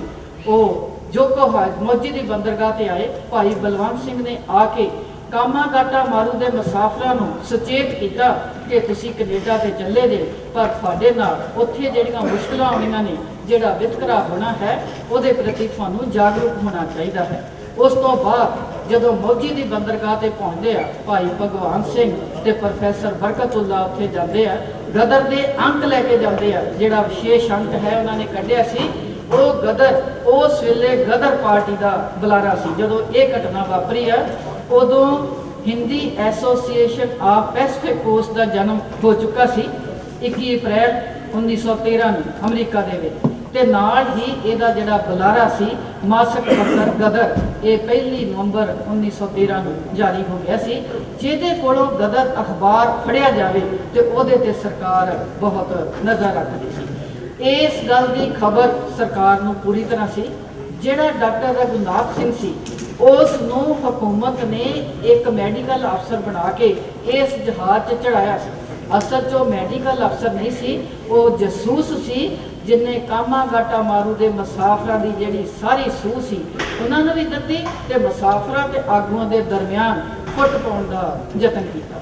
ਇਹਨਾਂ ਹਾਲਾਤਾਂ 'ਚ ਜਦੋਂ ਸਾਡਾ ਕਾਮਾਗਾਟਾ ਮਾਰੂ ਜਹਾਜ਼ ਵੈਨਕੂਵਰ 23 ਮਈ ਨੂੰ ਪਹੁੰਚ ਜਾਂਦਾ ਹੈ, ਉਹਨਾਂ ਨੂੰ ਆਸ ਸੀ ਕਿ ਸਾਨੂੰ ਉੱਤਰ ਦਿੱਤਾ ਜਾਓ। ਉਹਨਾਂ ਨੂੰ ਉੱਤਰ ਨਹੀਂ ਦਿੱਤਾ ਗਿਆ ਔਰ ਭੁੱਖੇ ਪਿਆਸੇ ਨਿਹੱਥੇ ਮੁਸਾਫਰਾਂ ਨੂੰ ਪਾਣੀ ਦੇ ਵਿੱਚ ਡੱਕ ਛੱਡਿਆ। ਉਸ ਧਰਤੀ ਨੂੰ, ਉਸ ਬੰਦਰਗਾਹ ਨੂੰ ਮੈਂ ਤੇ ਸਲਾਮ ਕਰਨ ਆਈ ਹਾਂ ਜਿੱਥੇ ਗਦਰੀਆਂ ਨੇ 2 ਮਹੀਨੇ ਮੁਸ਼ਕਲਾਂ ਦੇ ਨਾਲ ਕੱਟਿਆ। ਜਿਹੜੇ ਭੁੱਖੇ ਪਿਆਸੇ ਹੋਣ, ਉਹਨਾਂ ਦਾ ਇੱਕੋ ਇੱਕ ਚਾਰਾ ਸੀ ਕਿ ਇਹਨਾਂ ਨੂੰ ਇਸ ਤਰ੍ਹਾਂ ਦਾ ਮਜਬੂਰ ਕਰ ਦਿਓ ਕਿ ਇਹ ਮਜਬੂਰ ਹੋ ਕੇ ਆਪਣੇ ਦੇਸ਼ ਨੂੰ ਵਾਪਸ ਚਲੇ ਜਾਣ। ਜਦੋਂ ਇਸ ਸਥਿਤੀ ਤੋਂ ਹਿੰਦੁਸਤਾਨੀ ਡੋਲੇ ਨਹੀਂ ਵਿਰੜ ਰਹੇ ਆ, ਉਹਨਾਂ ਦੇ ਨਾਲ ਜਿਹੜਾ ਗੱਲਾਂ ਹੁੰਦੀਆਂ ਰਹੀਆਂ, ਉਹਨਾਂ ਨੇ ਕਿਹਾ ਜੇ ਤੁਸੀਂ ਸਾਡੇ ਨਾਲ ਲੜੋਗੇ, ਸਾਨੂੰ ਮਾਰਨਾ ਚਾਹੋਗੇ, ਅਸੀਂ ਹਿੰਦੁਸਤਾਨੀ ਤੁਹਾਡਾ ਮੁਕਾਬਲਾ ਕਰਕੇ ਦੱਸਾਂਗੇ ਕਿ ਕਿਵੇਂ ਲੜੀਦਾ। ਭਾਵੇਂ ਉਹਨਾਂ ਨੂੰ ਇਹ ਭਾਸ਼ਾ ਤਾਂ ਨਹੀਂ ਸੀ ਆਉਂਦੀ, ਉਹਨਾਂ ਨੇ ਆਪਣੀ ਭਾਸ਼ਾ ਦੇ ਵਿੱਚ ਇਹ ਗੱਲ ਕਹੀ ਸੀ। ਇਸ ਸਥਿਤੀ 'ਚ ਭਾਈ ਗੁਰਦੇਵ ਸਿੰਘ ਹੋਰਾਂ ਨੂੰ ਜਦੋਂ ਮਜਬੂਰ ਹੋ ਕੇ ਵਕੀਲ ਕਰਨਾ ਪਿਆ, ਜੇ ਐਡਵਰਡ ਬਰਡ ਨਾਂ ਦਾ ਵਕੀਲ ਕਰ ਲਿਆ, ਪਰ ਵਿਡੰਬਨਾ ਇਸ ਗੱਲ ਦੀ ਹੈ ਕਿ ਵਕੀਲ ਨੇ ਵਕਾਲਤ ਕਰਨੀ ਮੁਸਾਫਰਾਂ ਦੀ, ਉਹਨਾਂ ਮੁਸਾਫਰਾਂ ਦੇ ਨਾਲ ਉਹਨਾਂ ਨੂੰ ਮਿਲਣ ਨਹੀਂ ਦਿੱਤਾ ਜਾਂਦਾ ਵਕੀਲ ਨੂੰ, ਤੇ ਵਕੀਲ ਦੇ ਕੋਲ ਕੀ ਰਹਿ ਗਿਆ? ਭਾਈ ਗੁਰਦੇਵ ਸਿੰਘ ਜਿਹੜਾ ਸੁਨੇਹਾ ਦਿੰਦੇ ਆ ਮੁਸਾਫਰਾਂ ਦਾ, ਤੇ ਆਖਰ ਇਹ ਹੋਇਆ ਕਿ ਵਕੀਲ ਮੁਕੱਦਮਾ ਹਾਰ ਗਿਆ। ਜਦੋਂ ਮੁਕੱਦਮਾ ਹਾਰ ਗਿਆ ਤੇ ਹਿੰਦੁਸਤਾਨੀਆਂ ਨੇ ਕਾਨੂੰਨ ਦੀ ਪਾਲਣਾ ਕੀਤੀ। ਕਾਨੂੰਨ ਦੀ ਪਾਲਣਾ ਕਰਦਿਆਂ ਉਹਨਾਂ ਨੇ ਇਹ ਮਨ ਬਣਾ ਲਿਆ ਕਿ ਸਾਨੂੰ ਇੱਥੇ ਇਹਨਾਂ ਦੇ ਨਾਲ ਇਸ ਤਰ੍ਹਾਂ ਦੀ ਲੜਾਈ ਕਰਨ ਦਾ ਕੋਈ ਫਾਇਦਾ ਨਹੀਂ, ਵਾਪਸ ਜਾਣਾ ਚਾਹੀਦਾ। ਪਰ ਵਾਪਸ ਜਾਣ ਤੋਂ ਪਹਿਲਾਂ ਉਸ ਜਹਾਜ਼ ਦੇ ਮੁਸਾਫਰਾਂ ਨੇ 3 ਸ਼ਰਤਾਂ ਰੱਖੀਆਂ ਸੀ। ਪਹਿਲੀ ਸ਼ਰਤ ਉਹਨਾਂ ਦੀ ਇਹ ਸੀ ਕਿ ਸਾਨੂੰ ਇੱਥੋਂ ਲੱਗ ਕੇ ਜਦੋਂ ਤੱਕ ਅਸੀਂ ਕਲਕੱਤੇ ਦੀ ਬੰਦਰਗਾਹ ਤੇ ਨਹੀਂ ਜਾਂਦੇ, ਸਾਨੂੰ ਰਾਸ਼ਨ ਪਾਣੀ ਜਿਹੜਾ ਹੈ ਉਹ ਦੇਣਾ ਚਾਹੀਦਾ ਹੈ। ਦੂਜੀ ਉਹਨਾਂ ਦੀ ਮੰਗ ਇਹ ਸੀ ਕਿ ਜਿਹੜਾ ਅਸੀਂ ਕਿਰਾਇਆ ਖਰਚ ਕੇ ਆਏ ਹਾਂ, ਉਹ ਕਿਰਾਇਆ ਪੂਰੇ ਦਾ ਪੂਰਾ ਸਾਡਾ ਵਾਪਸ ਕੀਤਾ ਜਾਵੇ। ਤੀਸਰੀ ਉਹਨਾਂ ਦੀ ਮੰਗ ਇਹ ਸੀ ਕਿ ਜਿਸ ਬੰਦਰਗਾਹ ਤੋਂ ਅਸੀਂ ਚੜ੍ਹੇ ਹਾਂ ਉਸ ਬੰਦਰਗਾਹ ਤੇ ਉਤਾਰਿਆ ਜਾਵੇ ਤੇ ਨਾਲ ਫਾਈਨਲ ਜਿਹੜਾ ਜਹਾਜ਼ ਆ ਉਹ ਕਲਕੱਤੇ ਲੱਗਣਾ ਚਾਹੀਦਾ ਹੈ। ਸਮੇਂ ਦੀ ਨਾਜ਼ੁਕਤਾ ਨੂੰ ਭਾਪਦਿਆਂ ਉਸ ਵੇਲੇ ਤਾਂ ਹਕੂਮਤ ਨੇ ਕਹਿਤਾ ਕਿ ਇਹ ਹੋ ਜਾਏਗਾ, ਪਰ ਹੋਇਆ ਕੀ ਕਿ CID ਨੇ ਸਾਰੀ ਸੂਹ ਦਿੱਤੀ ਸੀ ਤੇ ਇੱਕ ਐਸਾ ਕਾਨੂੰਨ ਪਾਸ ਕਰਕੇ ਪਹਿਲਾਂ ਹੀ ਲਾਗੂ ਕਰ ਦਿੱਤਾ ਜਿਹਦੇ ਨਾਲ ਕੋਈ ਵੀ ਵਿਦੇਸ਼ੀ ਜਿਹੜਾ ਮੁਸਾਫਰ ਸੀ ਕਿਸੇ ਬੰਦਰਗਾਹ ਤੇ ਨਹੀਂ ਸੀ ਕਰ ਸਕਦਾ। ਉਹਨਾਂ ਦਾ ਕੋਈ ਮਕਸਦ ਨਹੀਂ ਸੀ, ਉਹਨਾਂ ਦਾ ਮਕਸਦ ਸਿਰਫ ਇਹ ਸੀ ਜੇ ਰਾਹ 'ਚ ਕਿਸੇ ਬੰਦਰਗਾਹ ਤੇ ਉਤਰ ਵੀ ਜਾਂਦੇ ਤੇ ਉਤਰ ਕੇ ਉਹਨਾਂ ਨੇ ਉੱਥੇ ਰੁਜ਼ਗਾਰ ਦੀ ਖਾਤਰ ਸੈਟਲ ਹੋਣਾ ਸੀ। ਪਰ ਜਿਹੜਾ ਗਦਰ ਪਾਰਟੀ ਦਾ ਇਤਿਹਾਸ ਆ ਉਹ ਦੱਸਦਾ ਹੈ ਕਿ ਜਦੋਂ ਕਾਮਾਗਾਟਾ ਮਾਰੂ ਦੇ ਨਾਲ ਇਸ ਤਰ੍ਹਾਂ ਦਾ ਵਰਤਾਅ ਹੋਇਆ ਤੇ ਸਾਰੀ ਦੁਨੀਆ 'ਚ ਤਸੱਲੀ ਮਚ ਗਈ। ਅਮਰੀਕਾ 'ਚ ਗਦਰ ਪਾਰਟੀ ਦੇ ਜਿਹੜੇ ਆਗੂ ਸੀ ਬਾਬਾ ਸੋਹਣ ਸਿੰਘ ਪਗਨਾ, ਉਹਨਾਂ ਨੇ ਇੱਕ ਮਤਾ ਪਾਸ ਕੀਤਾ ਕਿ ਅਸੀਂ ਗਦਰੀਆਂ ਦੀ ਮਦਦ ਕਰਾਂਗੇ। ਇੱਥੇ Canada, United league, Khalsa Diwan society, ਇਹਨਾਂ ਨੇ ਰਲ ਕੇ ਇੱਕ ਡਾਊਨਟਾਊਨ ਹਾਲ ਦੇ ਵਿੱਚ 21 ਜੂਨ ਨੂੰ ਮੀਟਿੰਗ ਕੀਤੀ, ਜਿਹਦੇ ਵਿੱਚ ਪੈਸਿਆਂ ਦੀ ਮੰਗ ਕੀਤੀ ਕਿਉਂਕਿ ਪੈਸੇ ਦੀ ਬੜੀ ਲੋੜ ਸੀ। ਜਿੰਨੀ ਉਹਨਾਂ ਨੂੰ ਆਸ ਸੀ ਉਸ ਤੋਂ ਕਿਤੇ ਜ਼ਿਆਦਾ। ਮੈਂ ਅੰਕੜੇ 'ਚ ਨਾ ਪਾਵਾਂ, ਵੈਸੇ ਤਾਂ ਮੈਂ ਪੜ੍ਹਿਆ ਕਿ 5000 ਮੌਕੇ ਤੇ ਨਗਦ ਹੋ ਗਿਆ ਤੇ 66,000 ਜਿਹੜਾ ਸੀ ਉਹਦਾ ਡਾਲਰਾਂ ਦਾ ਵਾਅਦਾ ਕਰ ਦਿੱਤਾ ਗਿਆ ਕਿ ਇਹ ਇਕੱਤਰ ਹੋ ਜਾਂਦੇ। ਹਿੰਦੁਸਤਾਨੀ ਹਰ ਔਕੜ ਵੇਲੇ ਆਪਣੇ ਭਰਾਵਾਂ ਦੀ ਬਾਂਹ ਫੜਦੇ ਆ। ਜਦੋਂ ਹਿੰਦੁਸਤਾਨੀ ਮੁਸਾਫਰ ਆਏ ਸੀ ਉਦੋਂ ਕੈਨੇਡਾ 'ਚ ਜਿਹੜੇ ਸਾਡੇ ਹਿੰਦੁਸਤਾਨੀ ਬੈਠੇ ਸੀ ਉਹਨਾਂ ਨੇ ਆਪਣੇ ਭਰਾਵਾਂ ਦੀ ਬਾਂਹ ਫੜੀ, ਉਹਨਾਂ ਨੂੰ ਹਰ ਔਖੀ ਘੜੀ ਤੇ ਸਾਥ ਦਿੱਤਾ। ਬੰਦਰਗਾਹ ਤੇ ਜਾਂਦੇ ਜਿਵੇਂ ਵੀ ਮੁਸ਼ਕਲਾਂ ਦੇ ਨਾਲ ਉਹਨਾਂ ਨੂੰ ਰਾਸ਼ਨ ਪਹੁੰਚਾਉਂਦੇ। ਇੱਕ ਤੱਟ ਕਮੇਟੀ ਬਣਾਈ। ਤੱਟ ਕਮੇਟੀ ਦੇ ਵਿੱਚ ਜਿਹੜੇ ਸੀ ਭਾਈ ਭਾਗ ਸਿੰਘ, ਭਾਈ ਮਿੱਤ ਸਿੰਘ, ਭਾਈ ਬਦਲ ਸਿੰਘ, ਭਾਈ ਮੇਵਾ ਸਿੰਘ ਤੇ ਭਾਈ ਰਤਨ ਸਿੰਘ ਡੱਬਾ। ਇਸ ਤੋਂ ਬਿਨਾਂ ਵੀ ਬਹੁਤ ਸਾਰੇ ਜਿਹੜੇ ਪ੍ਰੋਫੈਸਰ ਹਸਨ ਰਹੀਮ ਵੀ ਸੀ ਉਹ ਮੈਂਬਰ ਬਣਾਏ ਗਏ ਜਿਹੜੇ ਅਗਵਾਈ ਕਰਦੇ ਸੀ। ਅਗਵਾਈ ਕਰਨ ਦੇ ਨਾਲ ਉਸ ਵੇਲੇ ਗਦਰ ਪਾਰਟੀ ਨੇ ਇਹ ਸੋਚਿਆ ਕਿ ਇਹਨਾਂ ਦੀ ਜਿਹੜੀ ਮਦਦ ਕਰਨੀ ਉਹ ਕਿਵੇਂ ਕਰਨੀ ਹੈ। ਕੈਨੇਡਾ ਦੇ ਵਿੱਚ ਤੁਹਾਨੂੰ ਜ਼ਿਆਦਾ ਪਤਾ ਹੈ ਭਾਈ ਭਾਗ ਸਿੰਘ, ਬਲਵੰਤ ਸਿੰਘ ਖੁਰਦਪੁਰ, ਬਾਬਾ ਹਰਨਾਮ ਸਿੰਘ ਸਾਰੀ ਤੇ ਉਹਨਾਂ ਦੇ ਨਾਲ ਭਾਈ ਮੇਵਾ ਸਿੰਘ ਲੋਪੋਕੇ ਇਹ ਗਏ ਸੀ ਅਮਰੀਕਾ ਦੇ ਬਾਰਡਰ ਤੇ। ਉੱਥੇ ਤਾਰਕ ਨਾਥ ਦਾਸ ਅਸਲਾ ਲੈ ਕੇ ਇਹਨਾਂ ਨੂੰ ਸਪਲਾਈ ਕਰਨ ਵਾਸਤੇ ਆਇਆ ਸੀ। 3 ਜਣੇ ਮੌਕੇ ਤੇ ਫੜੇ ਗਏ। ਭਾਈ ਮੇਵਾ ਸਿੰਘ ਲੋਪੋਕੇ ਉਸ ਵੇਲੇ ਤੇ ਬਚ ਕੇ ਨਿਕਲ ਆਏ ਪਰ ਬਾਅਦ ਵਿੱਚ ਫੜੇ ਗਏ। ਮੈਨੂੰ ਇੱਥੇ ਮੈਂ ਉਸ ਗੱਲ ਤੋਂ ਪਹਿਲਾਂ ਕਰਦੀ ਹਾਂ ਜਿਵੇਂ 1919 ਦੇ ਵਿੱਚ ਜਲਿਆਂਵਾਲੇ ਬਾਗ ਦਾ ਸਾਕਾ ਵਾਪਰਿਆ ਤੇ ਲੰਡਨ ਦੇ ਵਿੱਚ ਊਧਮ ਸਿੰਘ ਦਾ ਖੂਨ ਖੌਲਿਆ, ਇਸੇ ਤਰ੍ਹਾਂ ਕਾਮਾ ਗਾਟਾ ਮਾਰੂ ਦਾ ਸਾਕਾ ਇੱਥੇ ਵਾਪਰਿਆ ਤੇ ਖੂਨ ਖੌਲਿਆ ਭਾਈ ਮੇਵਾ ਸਿੰਘ ਦਾ, ਜਿਨਨੇ ਗਦਾਰ ਬੇਲਾ ਸਿੰਘ ਨੂੰ ਬਚਾਉਣ ਲਈ ਕਚਹਿਰੀ ਦੇ ਵਿੱਚ ਹੱਕ ਸਿੰਘ ਜਦੋਂ ਗਵਾਹੀ ਦੇਣ ਗਿਆ ਸੀ ਉਸ ਵੇਲੇ ਗੋਲੀ ਚਲਾਈ ਸੀ। ਉਹਨੇ ਹਿੰਦੁਸਤਾਨੀਆਂ ਦਾ ਜਿਹੜਾ ਉਹਨਾਂ ਦਾ ਅਪਮਾਨ ਹੋਇਆ ਸੀ ਉਹਦੇ ਬਦਲੇ ਵਜੋਂ ਗੱਲ ਕੀਤੀ ਸੀ। ਚਾਹੇ ਉਹ ਘਟਨਾ ਗੁਰਦੁਆਰੇ 'ਚ ਵਾਪਰੀ ਹੈ ਜਿਨ੍ਹਾਂ ਦੀ ਅਸੀਂ ਸ਼ਤਾਬਦੀ ਦੀ ਗੱਲ ਇੱਥੇ ਕਰ ਰਹੇ ਹਾਂ। ਭਾਈ ਭਾਗ ਸਿੰਘ, ਭਾਈ ਬਦਲ ਸਿੰਘ ਤੇ ਇਹਨਾਂ ਦੇ ਨਾਲ ਜਿਹੜਾ ਜ਼ਖਮੀ ਹੋਇਆ ਸੀ ਸੋਹਣ ਲਾਲ ਪਾਠਕ ਸੀ ਪੱਟੀ ਦਾ, ਅੰਮ੍ਰਿਤਸਰ ਜ਼ਿਲ੍ਹੇ ਦਾ। ਇਹ ਸਾਰੀ ਘਟਨਾ ਜਦੋਂ ਵਾਪਰਦੀ ਹੈ, ਵਾਪਰਨ ਤੋਂ ਬਾਅਦ ਮੁਸਾਫਰ ਤੇ ਚੁੱਪ ਕਰਕੇ ਚਲੇ ਜਾਂਦੇ ਆ। ਚਲੇ ਜਾਣ ਤੋਂ ਬਾਅਦ ਕਿਸੇ ਨੂੰ ਨਹੀਂ ਪਤਾ ਕਿ ਸਾਡੇ ਨਾਲ ਕੀ ਵਾਪਰਨਾ। ਉਹ ਤੇ ਕਲਕੱਤੇ ਨੂੰ ਜਾ ਰਹੇ ਆ। ਜਦੋਂ ਜਹਾਜ਼ ਅਜੇ ਕਲਕੱਤੇ ਨਹੀਂ ਪਹੁੰਚਿਆ, ਪਿੱਛੇ ਕਾਲਪੀ ਦੇ ਰੇਲਵੇ ਸਟੇਸ਼ਨ ਤੇ ਜਹਾਜ਼ ਨੂੰ ਰੋਕ ਲਿਆ ਗਿਆ। ਜਹਾਜ਼ ਨੂੰ ਰੋਕ ਕੇ ਤੇ ਮੁਸਾਫਰਾਂ ਨੂੰ ਕਿਹਾ ਗਿਆ ਕਿ ਤੁਸੀਂ ਇੱਥੇ ਉਤਰ ਜਾਓ, ਇੱਥੇ ਤੁਹਾਡੇ ਲਈ ਸਪੈਸ਼ਲ ਗੱਡੀ ਦਾ ਪ੍ਰਬੰਧ ਕੀਤਾ ਤੇ ਤੁਹਾਨੂੰ ਉਸ ਗੱਡੀ 'ਚ ਚੜਾ ਕੇ ਅਸੀਂ ਪੰਜਾਬ ਪਹੁੰਚਾ ਦੇਣਾ।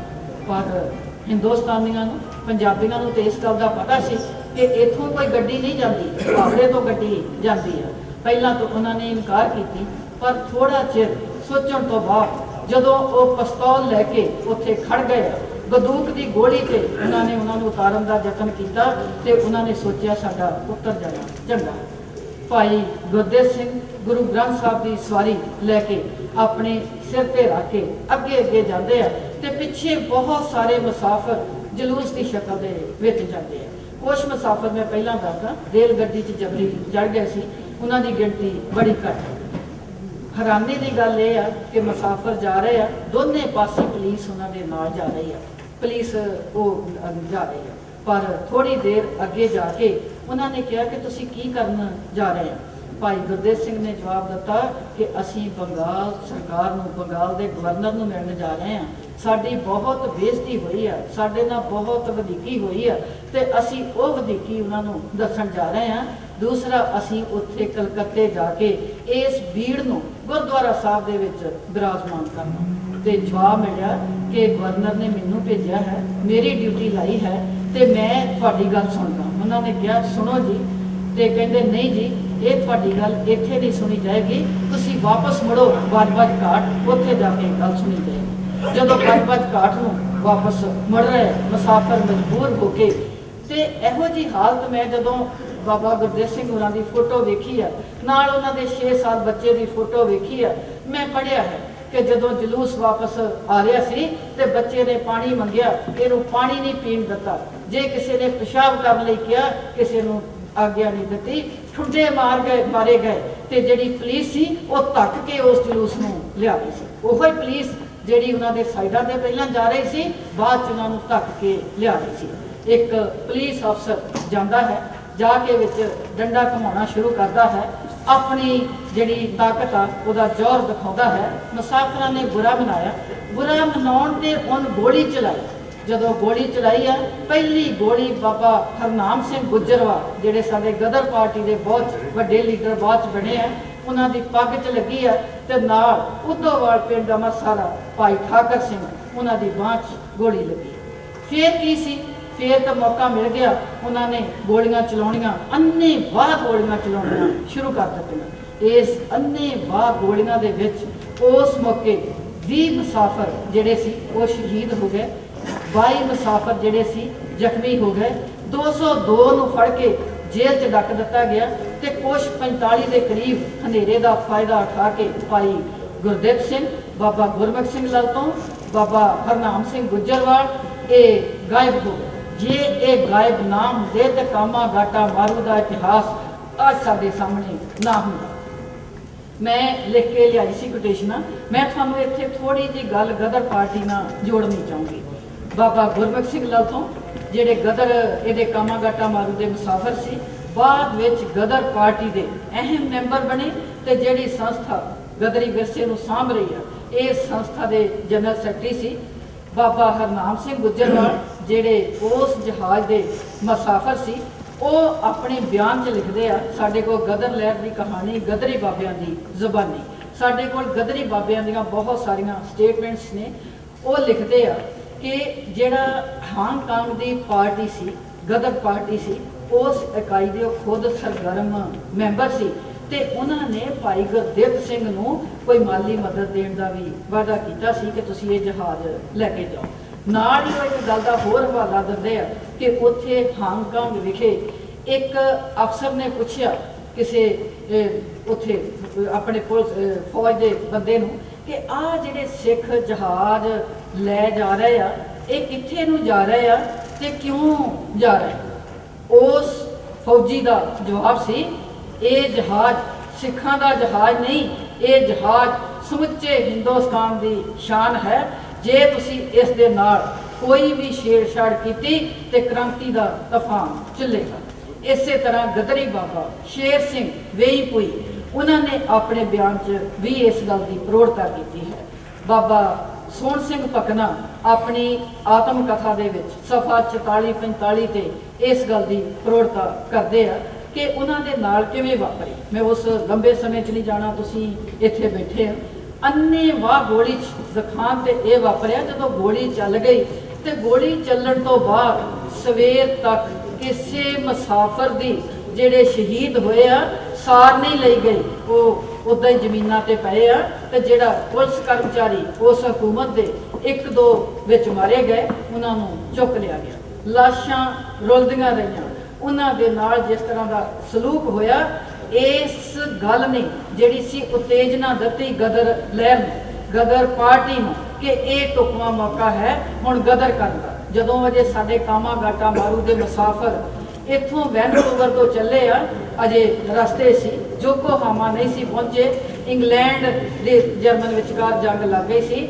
ਇਹ ਆਪਾਂ ਨੂੰ ਸਾਰਿਆਂ ਨੂੰ ਪਤਾ ਹੈ, ਇਤਿਹਾਸ ਕਹਿੰਦਾ ਹੈ ਕਿ ਜਦੋਂ ਇਹ ਜੰਗ ਲੱਗਣੀ ਸੀ ਤੇ ਗਦਰੀਆਂ ਨੇ ਇਹਨੂੰ ਢੁਕਵਾਂ ਮੌਕਾ ਸਮਝ ਕੇ ਗਦਰ ਕਰਨ ਦੀ ਗੱਲ ਸੋਚੀ ਸੀ।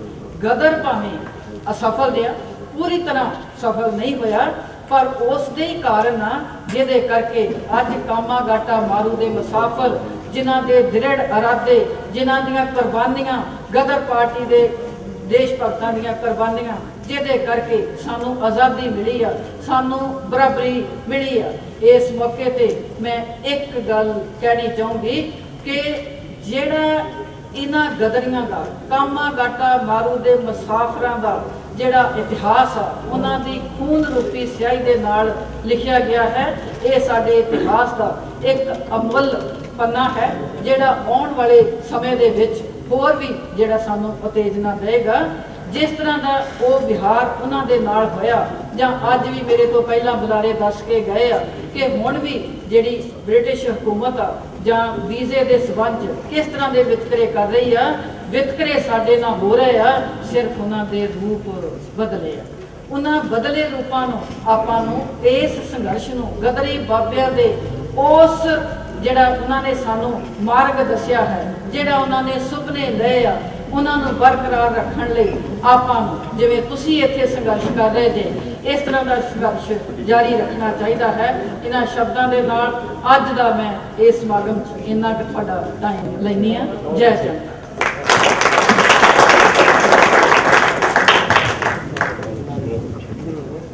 ਇਹ ਸਨ ਡਾਕਟਰ ਰਘਵੀਰ ਕੌਰ ਜਿਨ੍ਹਾਂ ਨੇ ਪੂਰੇ ਵਿਸਤਾਰ ਨਾਲ ਤੁਹਾਨੂੰ ਕਾਮਾ ਘਾਟਾ ਮਾਰੂ ਦੀ ਕਹਾਣੀ ਸੁਣਾਈ ਆ। ਹੁਣ ਮੇਰੇ ਅਗਲੇ ਬੁਲਾਰੇ ਹੋਣਗੇ Indian educational and cultural organisation university ਤੋਂ ਮੁਖਰਾਜ ਜੀ ਸ਼ਰਮਾ, ਜੋ ਕਿ ਬਹੁਤ ਮਸ਼ਹੂਰ ਟ੍ਰੇਡ ਯੂਨੀਅਨਿਸਟ ਰਹੇ ਆ ਉੱਥੇ ਭਾਖੜਾ ਡੈਮ ਮੇਰੀ ਜਿਹੜੀ ਐਡਵਾਈਸ ਸੀ ਮੈਂ ਉਹਦਾ ਤੁਹਾਨੂੰ ਵੀ ਦਿੱਤਾ ਕਿ ਕੌਂਸਲਰ ਆਏ ਉਹਨਾਂ ਦੇ ਮੈਂ ਤੁਹਾਡੇ ਜਿਹੜੇ ਸਾਰੇ ਤੁਸੀਂ ਸਾਥੀ ਆਏ ਹੋ, ਤੁਸੀਂ ਹਾਈਲੀ ਐਜੂਕੇਟਡ ਹਾਈਲੀ ਪੋਲੀਟੀਕਲਾਈਜ਼ਡ ਹੈਗੇ ਹੋ। ਤੁਹਾਨੂੰ ਸਮਝਾਉਣ ਦੀ ਲੋੜ ਨਹੀਂ।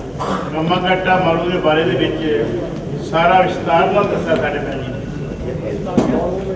ਹੁਣੇ ਦੱਸਣ ਦੀ ਲੋੜ ਨਹੀਂ। ਬਾਕੀ ਮੈਂ ਤੁਹਾਨੂੰ ਇੱਕ ਵਾਕਿਆ ਪਹਿਲਾਂ ਅਮਰੀਕਾ ਤੋਂ ਦੱਸਦਾ ਹਾਂ ਕਿ ਅਮਰੀਕਾ ਦੇ ਵਿੱਚ ਵੀ ਅਸੀਂ ਕਾਫੀ ਜਗ੍ਹਾ 'ਤੇ ਇਹ ਦਿਨ ਮਨਾਉਂਦੇ ਹਾਂ ਤੇ ਕਾਫੀ ਯੂਨੀਅਨਾਂ ਸਾਡੀਆਂ ਵਿਸਤਾਰ ਕਰ ਰਹੀਆਂ ਨੇ, ਜਿੱਥੇ ਕਿ ਅੱਜ ਤੋਂ 15 ਸਾਲ ਪਹਿਲਾਂ ਇੱਕ ਹੁੰਦੀ ਸੀ।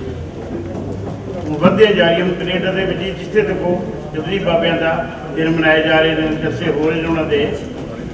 ਅਸੀਂ ਉੱਥੇ ਉਹਨਾਂ ਦੀ 5 ਫੁੱਟ ਸਟਰੀਟ ਜਿਹੜਾ ਪੁਰਾਣਾ ਦਫ਼ਤਰ ਹੈ ਜਿੱਥੋਂ ਗਦਰੀ ਬਾਬੇ ਸਾਰਾ ਕੰਮ ਕਰਦੇ ਸਨ, ਉਹ ਬਹੁਤ ਮਾੜਾ ਹਾਲਤ ਹੋਈ ਜੀ ਉਸ ਦੀ। ਕਿਸੇ ਨੇ ਉਸ ਪਰਵਾਹ ਨਹੀਂ ਕੀਤੀ ਪਹਿਲਾਂ ਵੀ। ਤੇ ਅਸੀਂ ਪਿਛਲੇ ਸਾਲ ਆਏ ਨੇ ਸਾਥੀ ਜੀ ਸਿਤਾਰਮ ਜੇਤਲੀ ਜੀ, ਅਸੀਂ ਇਹਨਾਂ ਨੂੰ ਮੈਮੋਰੈਂਡਮ ਦਿੱਤਾ ਕਿ ਤੁਸੀਂ ਇਹਦੀ ਹਾਲਤ ਠੀਕ ਕਰੋ, ਇਹਨੂੰ ਅੱਛਾ ਬਣਾਓ। ਹੋਰ ਇਹ ਗੌਰਮੈਂਟ ਨੂੰ ਮਿਲੋ, ਹਿੰਦੁਸਤਾਨ ਦੀ ਗੌਰਮੈਂਟ ਨੂੰ। ਇਹਨਾਂ ਨੇ ਜਾ ਕੇ ਮਨਮੋਹਨ ਸਿੰਘ ਨੂੰ ਮਨਮੋਹਨ ਸਿੰਘ ਦੇ ਪ੍ਰਾਈਮ ਮਿਨਿਸਟਰ ਸਨ, ਉਹਨਾਂ ਨੂੰ ਮਿਲੇ। ਉਹਨਾਂ ਨੇ 25 ਲੱਖ ਰੁਪਏ ਦੇ ਤਕਰੀਬਨ ਪੈਸੇ ਜਿਹੜੇ ਨੇ ਉਹਨਾਂ ਨੇ ਉਹਦੇ ਮਨਜ਼ੂਰ ਕਰ ਦਿੱਤੇ। ਹੁਣ ਉਹ ਬਹੁਤ ਮਿਊਜ਼ੀਅਮ ਦੀ ਸ਼ਕਲ ਦੇ ਵਿੱਚ ਬਹੁਤ ਅੱਛਾ ਨਵਾਂ ਬਣਨਾ ਹੈ ਉੱਥੇ ਬਣਨਾ ਆ। ਇਹ ਮੈਂ ਬੜਾ ਇਹਨਾਂ ਨੂੰ ਧੰਨਵਾਦ ਦੇਣਾ, ਬੜਾ ਸ਼ੁਕਰਗੁਜ਼ਾਰ ਇਹਨਾਂ ਦਾ। ਤੇ ਸਾਰੀਆਂ ਜਿਹੜੀਆਂ ਯੂਨੀਅਨਾਂ ਉੱਥੇ ਨੇ ਬਹੁਤ ਖੁਸ਼ ਨੇ, ਉਹਨਾਂ ਦੇ ਕੰਮ ਉਸ ਦਾ ਵਧ ਰਿਹਾ ਹੈ। ਮੈਂ ਤੁਹਾਨੂੰ ਸਿਰਫ ਸੁਣ ਸਿੰਘ ਭਗਨਾ ਜੀ ਜਿਹੜੇ ਪੰਡਿਤ ਸ਼ੋਰੀ ਲਾਲ ਤੇ ਬਾਬਾ ਗੁਰਮੁਖ ਸਿੰਘ ਜੀ, ਤਿੰਨਾਂ ਦੇ ਬਾਰੇ ਦੱਸਾਂਗਾ। ਤਿੰਨਾਂ ਦੇ ਬਾਰੇ ਦੇ ਵਿੱਚੋਂ ਮੈਂ ਸਟੱਡੀ ਸਰਕਲ ਉਹਨਾਂ ਕੋਲ ਲਏ ਨੇ। 57 ਦੇ ਵਿੱਚ ਅਸੀਂ ਗੱਲ ਕਰਦੇ ਸੀ। ਬਾਬਾ ਗੁਰਮੁਖ ਸਿੰਘ ਜੀ ਇੰਚਾਰਜ ਸਨ ਦੇਸ਼ ਭਗਤ ਯਾਦਗਾਰ ਜਲੰਧਰ ਦੇ। ਉਸ ਵੇਲੇ ਇਸ ਰੂਪ 'ਚ ਨਹੀਂ ਬਣਿਆ ਦਾ ਉਸ ਵੇਲੇ ਨਾਨਕੀ ਇੱਟਾਂ ਲੱਗੀ ਦੀਆਂ ਸੀ ਉਸ ਰੂਪ ਦਾ ਵਿੱਚ ਹੀ, ਤੇ ਉੱਥੇ ਉਹ ਬੰਦੇ ਹੁੰਦੇ ਸੀ। ਅਸੀਂ ਉਹਨਾਂ ਕੋਲ ਜਾਣਾ, ਕਾਲਜ ਦੇ ਲੜਕੇ ਸਾਂ, ਸਾਨੂੰ ਉਹਨਾਂ ਨੇ ਸਟੱਡੀ ਸਰਕਲ ਦੇਣੀ। ਉਹਦੇ ਬਾਅਦ ਸੋਹਣ ਸਿੰਘ ਭਗਨਾ ਜੀ, ਉਹ ਵੀ ਉਹਨਾਂ ਨੂੰ ਪੁੱਛਿਆ ਕਿ ਤੁਸੀਂ ਇੰਨੀ ਦੇਰ ਲੜਦੇ ਰਹੇ ਹੋ ਤੇ ਹੁਣ ਤੁਸੀਂ ਇੱਧਰ ਕਾਂਗਰਸ ਪਾਰਟੀ ਮਾਰਕਸਵਾਦੀ ਦੇ ਵਿੱਚ ਸ਼ਾਮਲ ਹੋ ਗਏ, ਕਿਉਂ? ਤੇ ਕਿਸਾਨ ਸਭਾ 'ਚ ਕੰਮ ਕਰਦੇ ਹੋ, ਕਿਉਂ? ਹੁਣ ਕਿਉਂ? ਆਜ਼ਾਦੀ ਦੀ ਆ ਗਈ ਜਿਹਦੇ ਵਾਸਤੇ ਤੁਸੀਂ ਲੜਦੇ ਸੋ। ਉਹਨਾਂ ਨੇ ਕਿਹਾ ਆਜ਼ਾਦੀ ਨਹੀਂ ਆਈ ਹਾਲੇ ਆਜ਼ਾਦੀ ਇੱਕ ਲੁੱਟਣ ਵਾਲਾ ਚਲਾ ਗਿਆ, ਦੂਜਾ ਲੁੱਟਣ ਵਾਲਾ ਆ ਗਿਆ। ਅਸਲ ਜਿਹੜੀ ਆਜ਼ਾਦੀ ਆ ਉਹ ਅੱਗੇ ਹਾਲੀ ਆਣੀ ਆ, ਹੁਣ ਨਹੀਂ ਆਣੀ। ਤੇ ਅਸੀਂ ਮੁੜੇ ਸਾਂ, ਸਾਨੂੰ ਕਿਹੋ ਜਿਹੀ ਆਜ਼ਾਦੀ ਹੋਵੇਗੀ? ਉਹਨਾਂ ਨੇ ਦੱਸਿਆ ਦੇਖੋ ਜੀ, ਉਹ ਤੁਸੀਂ ਲੜਦੇ ਰਹਿਣਾ, ਉਹਦਾ ਗੁਰੀ ਕੋਈ ਹੈ ਕਿ ਯੂਨਿਟੀ ਐਂਡ ਸਟਰਗਲ। ਜੇ ਤੁਹਾਡੇ ਤੇ ਵੀ ਇੱਥੇ ਲਾਗੂ ਹੁੰਦਾ ਆ, ਜਿੰਨੀਆਂ ਵੀ ਤੁਹਾਨੂੰ ਔਕੜਾਂ ਆ ਰਹੀਆਂ ਨੇ, ਉਹ ਭਾਵੇਂ ਇੱਥੋਂ ਕੌਂਸਲਰ ਵੱਲੋਂ ਆ, ਗਵਰਨਮੈਂਟ ਵੱਲੋਂ ਆ, ਯੂਨਿਟੀ ਵੱਧ ਤੋਂ ਵੱਧ ਯੂਨਿਟੀ ਆਪਣੀ ਕਰਦੇ ਹੋ ਤੇ ਉਹਦਾ ਸੰਘਰਸ਼ ਕਰੀ ਚੱਲੋ। ਜਿਹੜੀ ਵੀ ਪ੍ਰੋਬਲਮ ਆਉਂਦੀ ਆ, ਜੇ ਕਿਤੇ ਤੁਸੀਂ ਅੱਗੇ ਵੱਧਦੇ ਜਾਓਗੇ ਤੇ ਫਿਰ ਇੱਕ ਐਸਾ ਵਕਤ ਆਏਗਾ, ਹੁਣ 50 ਸਾਲ ਵੀ ਲੱਗ ਸਕਦੇ ਨੇ, 30 ਸਾਲ ਵੀ ਲੱਗ ਸਕਦੇ ਨੇ, ਜਿਸ ਵੇਲੇ ਐਸਾ ਵਕਤ ਆਏਗਾ ਜਿਸ ਵੇਲੇ ਹਰ ਇੱਕ ਬੰਦਾ ਜਿਹੜਾ ਆ ਉਹ ਐਸਾ ਹੋਏਗਾ ਕਿ ਉਹ ਹਾਈਲੀ ਸਿਵਲਾਈਜ਼ਡ ਬਣੇਗਾ। ਉਹਨੂੰ 100 ਸਾਲ ਲੱਗਣ, 50 ਸਾਲ ਲੱਗਣ, ਉਹ ਵਕਤ ਆਣਾ ਆ। ਉਹਨੂੰ ਰਾਹ ਦੇ ਵਿੱਚ ਲੜਨ ਦਾ ਤਰੀਕਾ ਇਹ ਹੋਈ ਆ ਕਿ ਯੂਨਿਟੀ ਐਂਡ ਸਟਰਗਲ। ਲੜੋ, ਜਿੱਤੋ, ਫਿਰ ਅੱਗੇ ਵਧੋ, ਫਿਰ ਯੂਨਿਟੀ ਕਰੋ, ਲੜੋ, ਅੱਗੇ ਵਧੋ। ਇਸ ਤੋਂ ਬੜਾ ਕਹਿੰਦਾ ਹੋਰ ਗੁਰ ਨਹੀਂ। ਇਹ ਮੈਂ ਤੁਹਾਨੂੰ ਇਸ ਗੱਲ ਕਰਨਾ ਦੱਸਣ ਲਗਾਇਆ। ਤੁਸੀਂ ਵੀ ਭਰਾਵਾ ਚੁੱਕੋ ਰਿਹਾ ਹੋ ਚੁੱਕੋ। ਜਿੰਨੀਆਂ ਵੀ ਤੁਹਾਡੀਆਂ ਸੈਕਟਰਾਂ ਯੂਨੀਅਨ ਸੈਕੂਲਰ ਮਾਈਂਡਡ ਨੇ, ਸਭ ਨੂੰ ਮਿਲੋ, ਉਹਨਾਂ ਨੂੰ ਇਕੱਠੇ ਕਰੋ, कोई प्रॉब्लम पैंदी आ उसका डट के मुकाबला करो, वो तुहाडा मंजूर होगी। वो जी मदद जिन्होंने की आ तुसीं उन्हां दी मदद से जाओ, रस्ता हो, इस तो इलावा रस्ता कोई नहीं। बाकी तुसीं इत्थे आए दे हो, तुसीं बड़ा कुछ कम कर सकते हो। तुसीं अपने परिवार नूं जिहड़ा भी तुहानूं मिलदा है, तुसीं बाबे दे बारे विच लगातार उन्हां नूं बहस करो, उन्हां दा दबाव घटेगा, दिमाग तुहाडे नाल आएगा, तुहाडी एकता वधदी जाएगी। फिर उन्होंने समझाओ कि उसके बाद ऐसा एक वक्त आएगा जिहड़ा कि कहते दूजे बने, पहले तो पहले दस्या हाईली सिविलाइज्ड ऐसे बंदे चाहिए जिहदे विच कोई अवगुण ना होवे, कोई भैड़े जोड़न दे विच चीज़ ना होवे, चंगी चीज़ होवे, उहनूं कहंदा हाईली सिविलाइज्ड। फिर कहंदा तुहाडा सतयुग कहंदे आ कि अच्छा युग जिहड़ा कहंदे आ वो आवेगा। ते दूजी गल उन्होंने दसी everybody will be highly rich. ये पंडित सूरीलाल जी ने भी, बाबा भाग सिंह जी ने, अपना सोहन सिंह भगना जी ने भी, तो गुरमुख सिंह उन्होंने भी, तो ये हाईली रिच किस तरह होगा कि उन्होंने यही सवाल किया जी स्टूडेंट्स का कि वो हाईली रिच जोड़ा वो किस तरह उन्होंने कोई बैंक बैलेंस करोड़ा रुपया होगा, लाखा रुपया होगा? कहते नहीं, कहते वो हाईली रिच ऐसे होंगे जिन्होंने जन्म तो लैके मरण तक किसी चीज़ की औकड़ नहीं आएगी। जे उन्हें अपना बच्चा डॉक्टर बनाना है, पढ़े रहा डॉक्टर बनना है, पैसे की इंजीनियर बनना है, उन्होंने पैसे की औकड़ नहीं आएगी। कहते ऐसा समाज आ जाएगा जे तुम ये फार्मूले नाल चलते जाओगे। एक गल होर दसी कि there will be no exploitation of man by man, there will be no exploitation of nation by nation. कहता ऐसा इंसान होगा जे तुम ये सब लड़ते रहोगे। एक तो इस करके मैं जोड़ा ये पार्टी बनाई आ, इस पार्टी का भी बताया यानी वो क्लासलैस एक कास्टलैस स्टडी लैके आनी आ, तो इन्होंने कोल ऑर्गेनाइजेशन भी हैगी आ, मंत्री भी है, इस तरह कोई छोटी जी ऑर्गेनाइजेशन आई आ, इन्होंने किस तरह तुहाडा जस्सा किया, कामयाब करते पे हो, अगे बढ़ते पे ने। कहता उस तरह ही जी साडी ऑर्गेनाइजेशन जी आ वो इन्नी मजबूत करते जाओ, दिन पर मजबूत करते जाओ कि तुहानूं कोई जी अपना तीन गल्लां तुहाडियां जिहड़ियां ने वो तुहानूं हासिल हो जाणगियां। अगर तीन गल्लां जिहड़ियां हासिल हो जाणगियां फिर तुहानूं होर अगे जिवें इस संसार दे विच होर जिहड़ी अपना ने होर जिहड़े रिसोर्स ने फिर तुहानूं उन्हां नाल लड़ाई करनी पेगी। दिन ब दिन तुहाडी जिंदगी बैटरमेंट बन जाएगी। असीं लोग जिहड़े आ इत्थे कनेडा च आए आ, अमरीका च आए आ, काहदे वास्ते? For better life. Better life के तीन गल आंदियां। पहली एक दूजे नाल बेईमानी ना करिए, एक दूजे ने लुटिए ना। दूसरी कि हर बंदा जोड़ा आ वो अच्छा करना पैसा मिल जाए, ऐसा आ जाए, उन्होंने मन तो लैके जीन तो लैके जमन तो लैके मन तक कोई औकड़ ना हो। तीसरा होगा हाईली सिविलाइज्ड, कोई बुरा काम करे ना, सुपने में भी ना सोचे मैं किसी ने बुराई करनी है। सतयुग इनू तुम काम कह लो, इन कुछ कह लो, कहते उन्होंने चक्कर हर बंदा आई कहीं चल पैदा कर जाने आई। देखो उन्होंने सानू टेरी यूनिट ले ड्यूटी लाई दिना नहीं कि तुम लड़के हो, तुम मजदूर काम करो।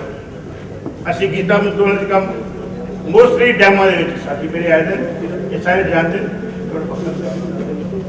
डैमां दे विच एक मिसाल के डैमां दे विच उत्थे इन्नी मजदूर की हालत सी कि जिसले मर्जी कन्नों फटता ही ओवर के कट के बाहर मार जा भाई एक गुलामी आ शेप ऑफ जिसले फॉर्म ऑफ स्लेवरी। असा उत्थे इन्नी जदोजहद की डैमां के उपर, अज सारे डैमां के हिंदुस्तान के पक्के बंदे हैं, कच्चा तुहानूं कोई नहीं मिलेगा। मैं जित तक तुहानूं दसी गल वो फार्मूले चले आ कि यूनिटी एंड स्ट्रगल करते रहे हैं, 81 दिन की हड़ताल लड़ी उसके बाद जितना जितनी भी तुम दसी आ फार्मूला साथी मैं तुहानूं प्रेरणा करना कि तुम जिन्नियां भी तुहाडी सैकुलर माइंड जथेबंदियां उन्होंने एक मुठ करो, एक मुठ करके फिर अगे बढ़ो। फिर हो सकता गोरे भी इतने आएंगे, ब्राउन गया कोई तुहाडा लाएंगे, कोई तुहाडे कोई झिझकेगा नहीं। उन्होंने पता हर वक्त अच्छा ही काम करना, बुरा करना नहीं। बाकी मैं अमेरिका की साड़ी जी ऑर्गेनाइजेशन ਉਹਨਾਂ ਵੱਲੋਂ ਸਾਰੇ ਦਾ ਧੰਨਵਾਦ ਕਰਦਾ, ਤੁਹਾਡਾ ਧੰਨਵਾਦ ਕਰਦਾ ਹਾਂ। ਅੱਗੇ ਕਿਸੇ ਸੰਸਦ ਤੋਂ ਵੀ ਅਸੀਂ ਹਾਜ਼ਰ ਹਾਂ। ਜੈ ਹਿੰਦ, ਜੈ ਇਹ ਸਨ ਮੁਲਕ ਰਾਜ ਸ਼ਰਮਾ। ਹੁਣ ਜਨਵਾਦੀ ਇਸਤਰੀ ਸਭਾ ਪੰਜਾਬ ਦੇ ਕਾਰਕੁਨ ਰਹੇ ਰਜਿੰਦਰ ਕੌਰ ਚੌਗਾ ਜੀ ਕੈਲਗਰੀ ਤੋਂ ਆਏ ਆ, ਕੁਝ ਮਿੰਟਾਂ ਲਈ ਆਪਣੇ ਵਿਚਾਰ ਪੇਸ਼ ਕਰਨਗੇ, ਥੋੜੇ ਮਿੰਟਾਂ ਲਈ।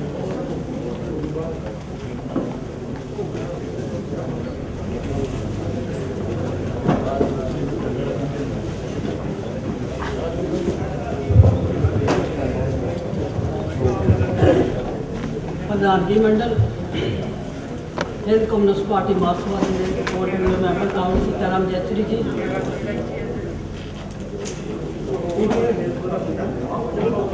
साथियों मेरे तो पहला सारे बहुत सारे बुलारे जो बोल चुके हैं, क्योंकि जो अखीरी बुलारा होंगे वो कोई बोलने रह नहीं जाता है, इसलिए मैं 2-4 गल्लां ही करनियां चाहांगी। मैं अपनी धन्यवाद इस पंजाब वालों ते अपनी पार्टी CPI सूदी सूबा कमेटी वालों पंजाब वालों मैं जोड़ा इतने अज सैमीनार कामागाटा मारू के किया जा रहा है वो वालों तुहाडे प्रबंधकों को तह दिलों से जी धन्यवाद करती हाँ, क्योंकि साथियों ने कामागाटा मारू के इतिहास के बारे बड़े विस्तार के नाल दस दिता। वो मैं बिल्कुल नहीं जाना चाहांगी कि की होया या किदा होया है, पर लेकिन जदों साडे देश भगत गदरी बाबे इत्थे आए थे अमेरिका ਜਾਂ कनेडा ਦੇ ਵਿੱਚ ਆਏ ਸੀ, क्योंकि उदों साडा देश ਜਿਹੜਾ गुलाम ਸੀਗਾ वो गुलामी के माहौल के ਵਿੱਚੋਂ ਇੱਥੇ ਆਏ ਸੀਗੇ, क्योंकि आर्थिक हालत साडी माड़ी ਸੀਗੀ और किसानी की हालत सब तो माड़ी ਸੀਗੀ।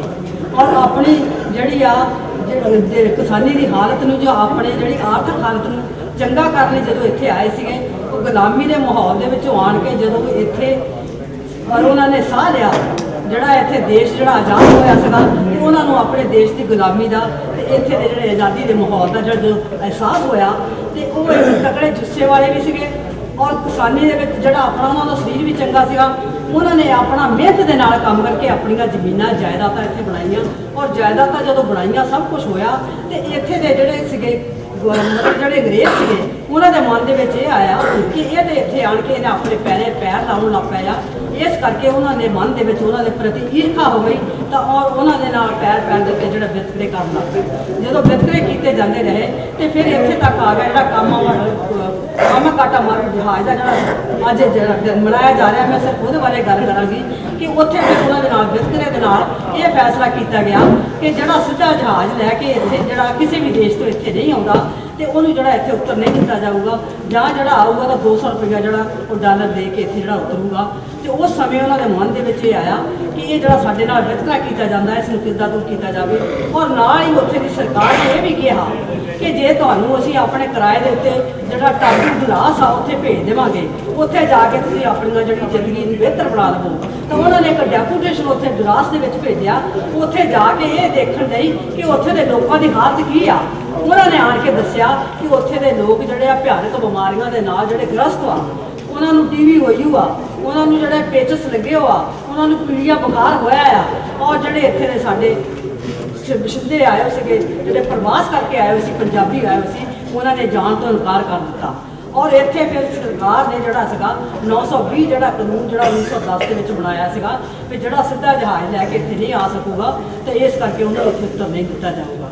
ਤੇ ਉਹਦੀ ਬਦੌਲਤ ਜਿਹੜੀ ਆ ਉਹਨਾਂ ਨੇ ਲੜਾਈ ਲੜੀ ਔਰ ਲੜਾਈ ਲੜ ਕੇ ਜਿਹੜੀ ਆ ਅੱਜ ਜੇ ਮਤਲਬ ਅਸੀਂ ਦੇਖੀਏ ਕਿ ਉਹ ਦੇਸ਼ ਨੂੰ ਆਜ਼ਾਦ ਕਰਾਉਣ ਲਈ ਨਹੀਂ ਸੀ ਆਏ, ਉਹ ਆਪਣੀ ਜਿਹੜੀ ਆਪਣੀ ਗੁਲਾਮੀ ਨੂੰ ਦੂਰ ਕਰਨ ਲਈ ਇੱਥੇ ਜਿਹੜੀ ਆਪਣੀ ਆਰਥਿਕਤਾ ਨੂੰ ਜਿਹੜਾ ਬਿਹਤਰ ਬਣਾਉਣ ਲਈ ਇੱਥੇ ਆਏ ਸੀਗੇ। ਤੇ ਉਹਨਾਂ ਨੇ ਆਪਣੇ ਜਦੋਂ ਦੇਖਿਆ ਕਿ ਸਾਡੇ ਨਾਲ ਵਿਤਕਰਾ ਹੁੰਦਾ ਆ ਤੇ ਫਿਰ ਉਹਨਾਂ ਨੇ ਆਪਣੇ ਸਿਰ ਦੇ ਉੱਤੇ ਕੱਫਣ ਬੰਨ੍ਹ ਲਿਆ ਔਰ ਇੱਕ ਲੰਮੀ ਡਾਰ ਜਿਹੜੀ ਦੇਸ਼ ਭਗਤਾਂ ਦੀ ਬਣਾ ਕੇ ਤੇ ਉਹ ਮੁੜ ਕੇ ਦੇਸ਼ ਨੂੰ ਚੱਲ ਪਏ ਕਿ ਆਪਣੇ ਦੇਸ਼ ਨੂੰ ਅਸੀਂ ਆਜ਼ਾਦ ਕਰਾਉਣਾ ਆ। ਔਰ ਆਜ਼ਾਦੀ ਦੇ ਲਈ ਉਹਨਾਂ ਨੇ ਜੋ ਕੁਰਬਾਨੀਆਂ ਕੀਤੀਆਂ, ਜੇਲਾਂ ਉਹਨਾਂ ਨੇ ਕੱਟੀਆਂ ਔਰ ਫਾਂਸੀ ਦੇ ਰੱਸੇ ਚੁੰਮੇ ਜਿਹੜੀਆਂ ਕਾਲ ਕੋਠੜੀਆਂ ਦੇ ਵਿੱਚੋਂ ਗਏ ਆ ਔਰ ਉਹਨਾਂ ਨੇ ਦੇਸ਼ ਦੀ ਆਜ਼ਾਦੀ ਦੇ ਲਈ ਆਪਣੀਆਂ ਜਿਹੜੀਆਂ ਕੁਰਬਾਨੀਆਂ ਦਿੱਤੀਆਂ। ਪਰ ਅੱਜ ਵੀ ਅਸੀਂ ਦੇਖਦੇ ਆ ਕਿ ਭਾਵੇਂ ਅਸੀਂ ਕੁਰਬਾਨੀਆਂ ਸਾਡੇ ਦੇਸ਼ ਭਗਤ ਜਿਹੜੇ ਬਾਬੇ ਦੇ ਗਏ ਆ, ਅੱਜ ਸਾਡੇ ਨਾਲ ਇੱਥੇ ਵੀ ਅਜੇ ਤੱਕ ਵਧੀਕੀਆਂ ਹੋ ਰਹੀਆਂ ਆ। 23 ਜਿਹੜਾ ਇੱਕ ਕਾਨੂੰਨ ਆ C24 ਕਾਨੂੰਨ ਜਿਹੜੀ ਸਰਕਾਰ ਇੱਥੇ ਬਣਾ ਰਹੀ ਆ, ਜਿਹੜਾ ਇੱਥੇ ਇਮੀਗ੍ਰੇਸ਼ਨ ਲਈ ਜਾਂ ਜਿਹੜੇ ਵਰਕ ਪਰਮਿਟ ਦੇ ਉੱਤੇ ਆਉਂਦੇ ਸਾਡੇ ਬੱਚੇ ਪੜ੍ਹਨ ਆਉਂਦੇ ਆ, ਜਿਹੜੇ ਸਟੂਡੈਂਟ ਵੀਜ਼ੇ ਤੇ ਆਉਂਦੇ ਆ, ਉਹਨਾਂ ਦੇ ਨਾਲ ਵੀ ਜਿਹੜੇ ਉਹੀ ਵਿਤਕਰੇ ਵਾਲੇ ਕਾਨੂੰਨ ਹੋ ਰਹੇ ਆ। ਜੇ ਸਾਡੇ ਗਦਰੀ ਬਾਬਿਆਂ ਨੇ ਜਾਂ ਕਾਮਾ ਗਾਟਾ ਮਾਰੂ ਦੇ ਜਿਹੜੇ ਸਾਡੇ ਸ਼ਹੀਦ ਜਿਹੜੇ ਹੋਏ ਆ, ਉਹਨਾਂ ਨੇ ਉਸ ਕਾਨੂੰਨ ਦੇ ਵਿਰੁੱਧ ਜਿਹੜੀ ਪਹਿਲੀ ਲੜਾਈ ਲੜੀ ਆ, ਤੇ ਅੱਜ ਵੀ ਸਾਨੂੰ ਜਿਹੜੀ ਆ ਇਕੱਠੇ ਹੋ ਕੇ ਮੇਰੇ ਵੀਰ ਹੋਰ ਵੀ ਮੇਰੇ ਸਾਥੀ ਸੰਦੇਸ਼ਾ ਦੇਗਾ ਆ, ਇਹਨਾਂ ਦੇ ਵਿਰੁੱਧ ਲੜਾਈ ਲੜਨੀ ਪਊਗੀ।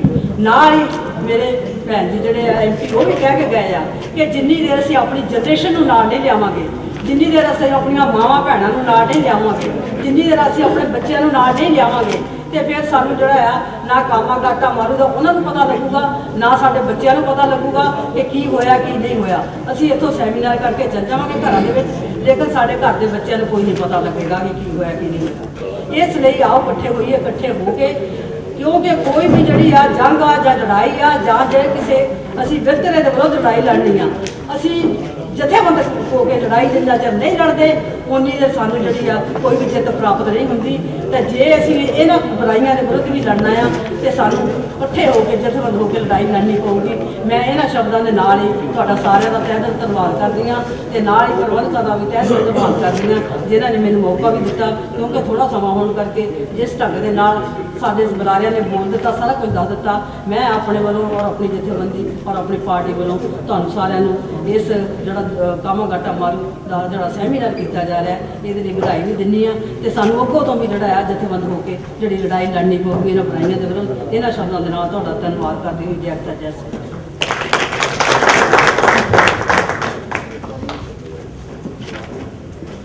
ਇਹ ਸਨ ਸਾਡੇ ਬੁਲਾਰੇ ਸੁਰਿੰਦਰ ਕੌਰ ਚੌਕਾ। ਪਿਛਲੇ ਸਾਲ 100 ਸਾਲਾ ਗਦਰ ਵਾਰਸੀ ਹੋਈ ਸੀ ਗਦਰ ਪਾਰਟੀ ਦੀ, ਐਤਕੀ 100 ਸਾਲਾ ਕਾਮਾ ਗਾਟਾ ਮਾਰੂ ਦੀ ਸ਼ਤਾਬਦੀ।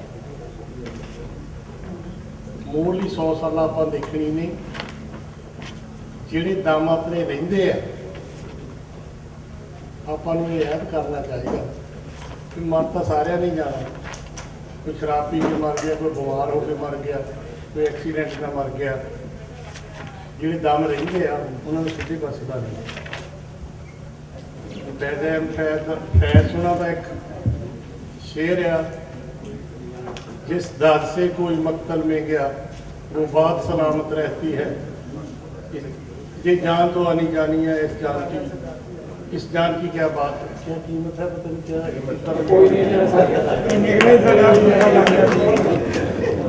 दूसरा है उन्होंने वो ये है भी जो बंदा लड़ता उन्होंने ये नहीं सोचना चाहिए मेरा फलाना दुश्मन बन जाए।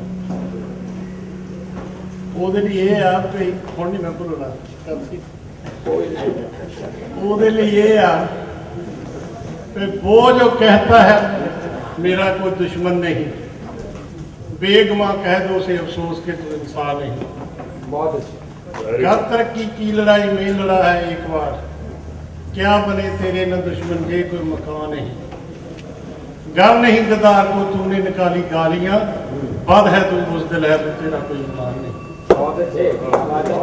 इसलिए जिंदगी का मकसद गदरी बाबिया का मकसद, कामा गाटा मारू शताब्दी का मकसद यही आ। आओ रल के इस जथेबंदी को तगड़ी करिए और विरसे को संभालिए। तुहाडा सारिਆਂ ਦਾ बहुत बहुत धन्यवाद। ਤੁਸੀਂ ਰੁਝੇਵਿਆਂ ਵਿੱਚੋਂ ਇਹ ਸਮਾਂ ਸੁਪਰ ਵੀਜ਼ਾ ਇੰਸ਼ੋਰੈਂਸ ਕਰਵਾਉਣਾ ਤੁਹਾਡੀ ਜ਼ਿੰਦਗੀ ਦਾ ਇੱਕ ਬਹੁਤ ਵੱਡਾ ਫੈਸਲਾ ਹੈ, ਪਰ ਇਹ ਕਰਵਾਉਣ ਤੋਂ ਪਹਿਲੇ ਕੁਝ ਚੀਜ਼ਾਂ ਤੇ ਧਿਆਨ ਦੇਣਾ ਜ਼ਰੂਰੀ ਹੈ, ਜਿਵੇਂ ਕਿ ਕਿਸੇ ਕਾਰਨ ਕਰਕੇ ਤੁਹਾਡੀ ਐਪਲੀਕੇਸ਼ਨ ਨਾ ਮਨਜ਼ੂਰ ਹੋ ਜਾਏ ਜਾਂ ਤੁਹਾਡੇ ਪੇਰੈਂਟਸ ਨੂੰ ਕੁਝ ਮਹੀਨਿਆਂ ਬਾਅਦ ਵਾਪਸ ਜਾਣਾ ਪੈ ਜਾਏ ਤਾਂ ਤੁਹਾਡੇ ਦਿੱਤੇ ਹੋਏ ਪੈਸਿਆਂ ਦਾ ਕੀ ਬਣੇਗਾ। ਇਹੋ ਜਿਹੇ ਹੋਰ ਸਵਾਲਾਂ ਦੇ ਜਵਾਬ ਇੱਕ ਭਰੋਸੇਮੰਦ, ਇਮਾਨਦਾਰ ਤੇ ਤਜਰਬੇਕਾਰ ਪ੍ਰੋਫੈਸ਼ਨਲ ਹੀ ਦੇ ਸਕਦਾ ਹੈ। ਇਸ ਲਈ ਪੰਜਾਬ ਇੰਸ਼ੋਰੈਂਸ ਏਜੰਸੀ ਨੂੰ ਫੋਨ ਕਰਨ ਦਾ ਕੋਈ ਹਰਜ ਨਹੀਂ। Just give it a try. Punjab insurance, live your dream. ਕੀ ਹੋਇਆ, ਕਿਸ ਨਾਲ ਲੜ ਕੇ ਆਈ ਹੈ? ਤਾਂ ਹਰ ਵੇਲੇ ਮਜ਼ਾਕ ਹੀ ਸੁਝਦਾ ਹੈ। ਕੀ ਹੋਇਆ? ਆ ਮੰਮੀ ਡੈਡੀ ਨੂੰ ਇੰਡੀਆ ਤੋਂ ਸੁਪਰ ਵੀਜ਼ੇ ਤੇ ਮੰਗਾਉਣ ਲਈ ਇਮੀਗ੍ਰੇਸ਼ਨ ਨੇ ਮੇਰੀਆਂ ਗੁੱਡੀਆਂ ਕਮਾਈਆਂ ਪਈਆਂ ਨੇ। ਕੀ ਕਹਿੰਦੇ ਆ? ਕਦੇ ਕਦੇ ਆ ਪੇਪਰ ਲੈ ਕੇ ਆਓ, ਕਦੇ ਆ ਪੇਪਰ ਲੈ ਕੇ। ਓ ਮਾਈ ਗॉड, ਮੈਂ ਤਾਂ ਦੁਖੀ ਹੋ ਚੁੱਕੀ ਆ। ਬਸ ਇੰਨੀ ਗੱਲ ਤੋਂ ਘਬਰਾ ਗਈ? ਆਹ ਇੰਨੀ ਕੀ ਗੱਲ?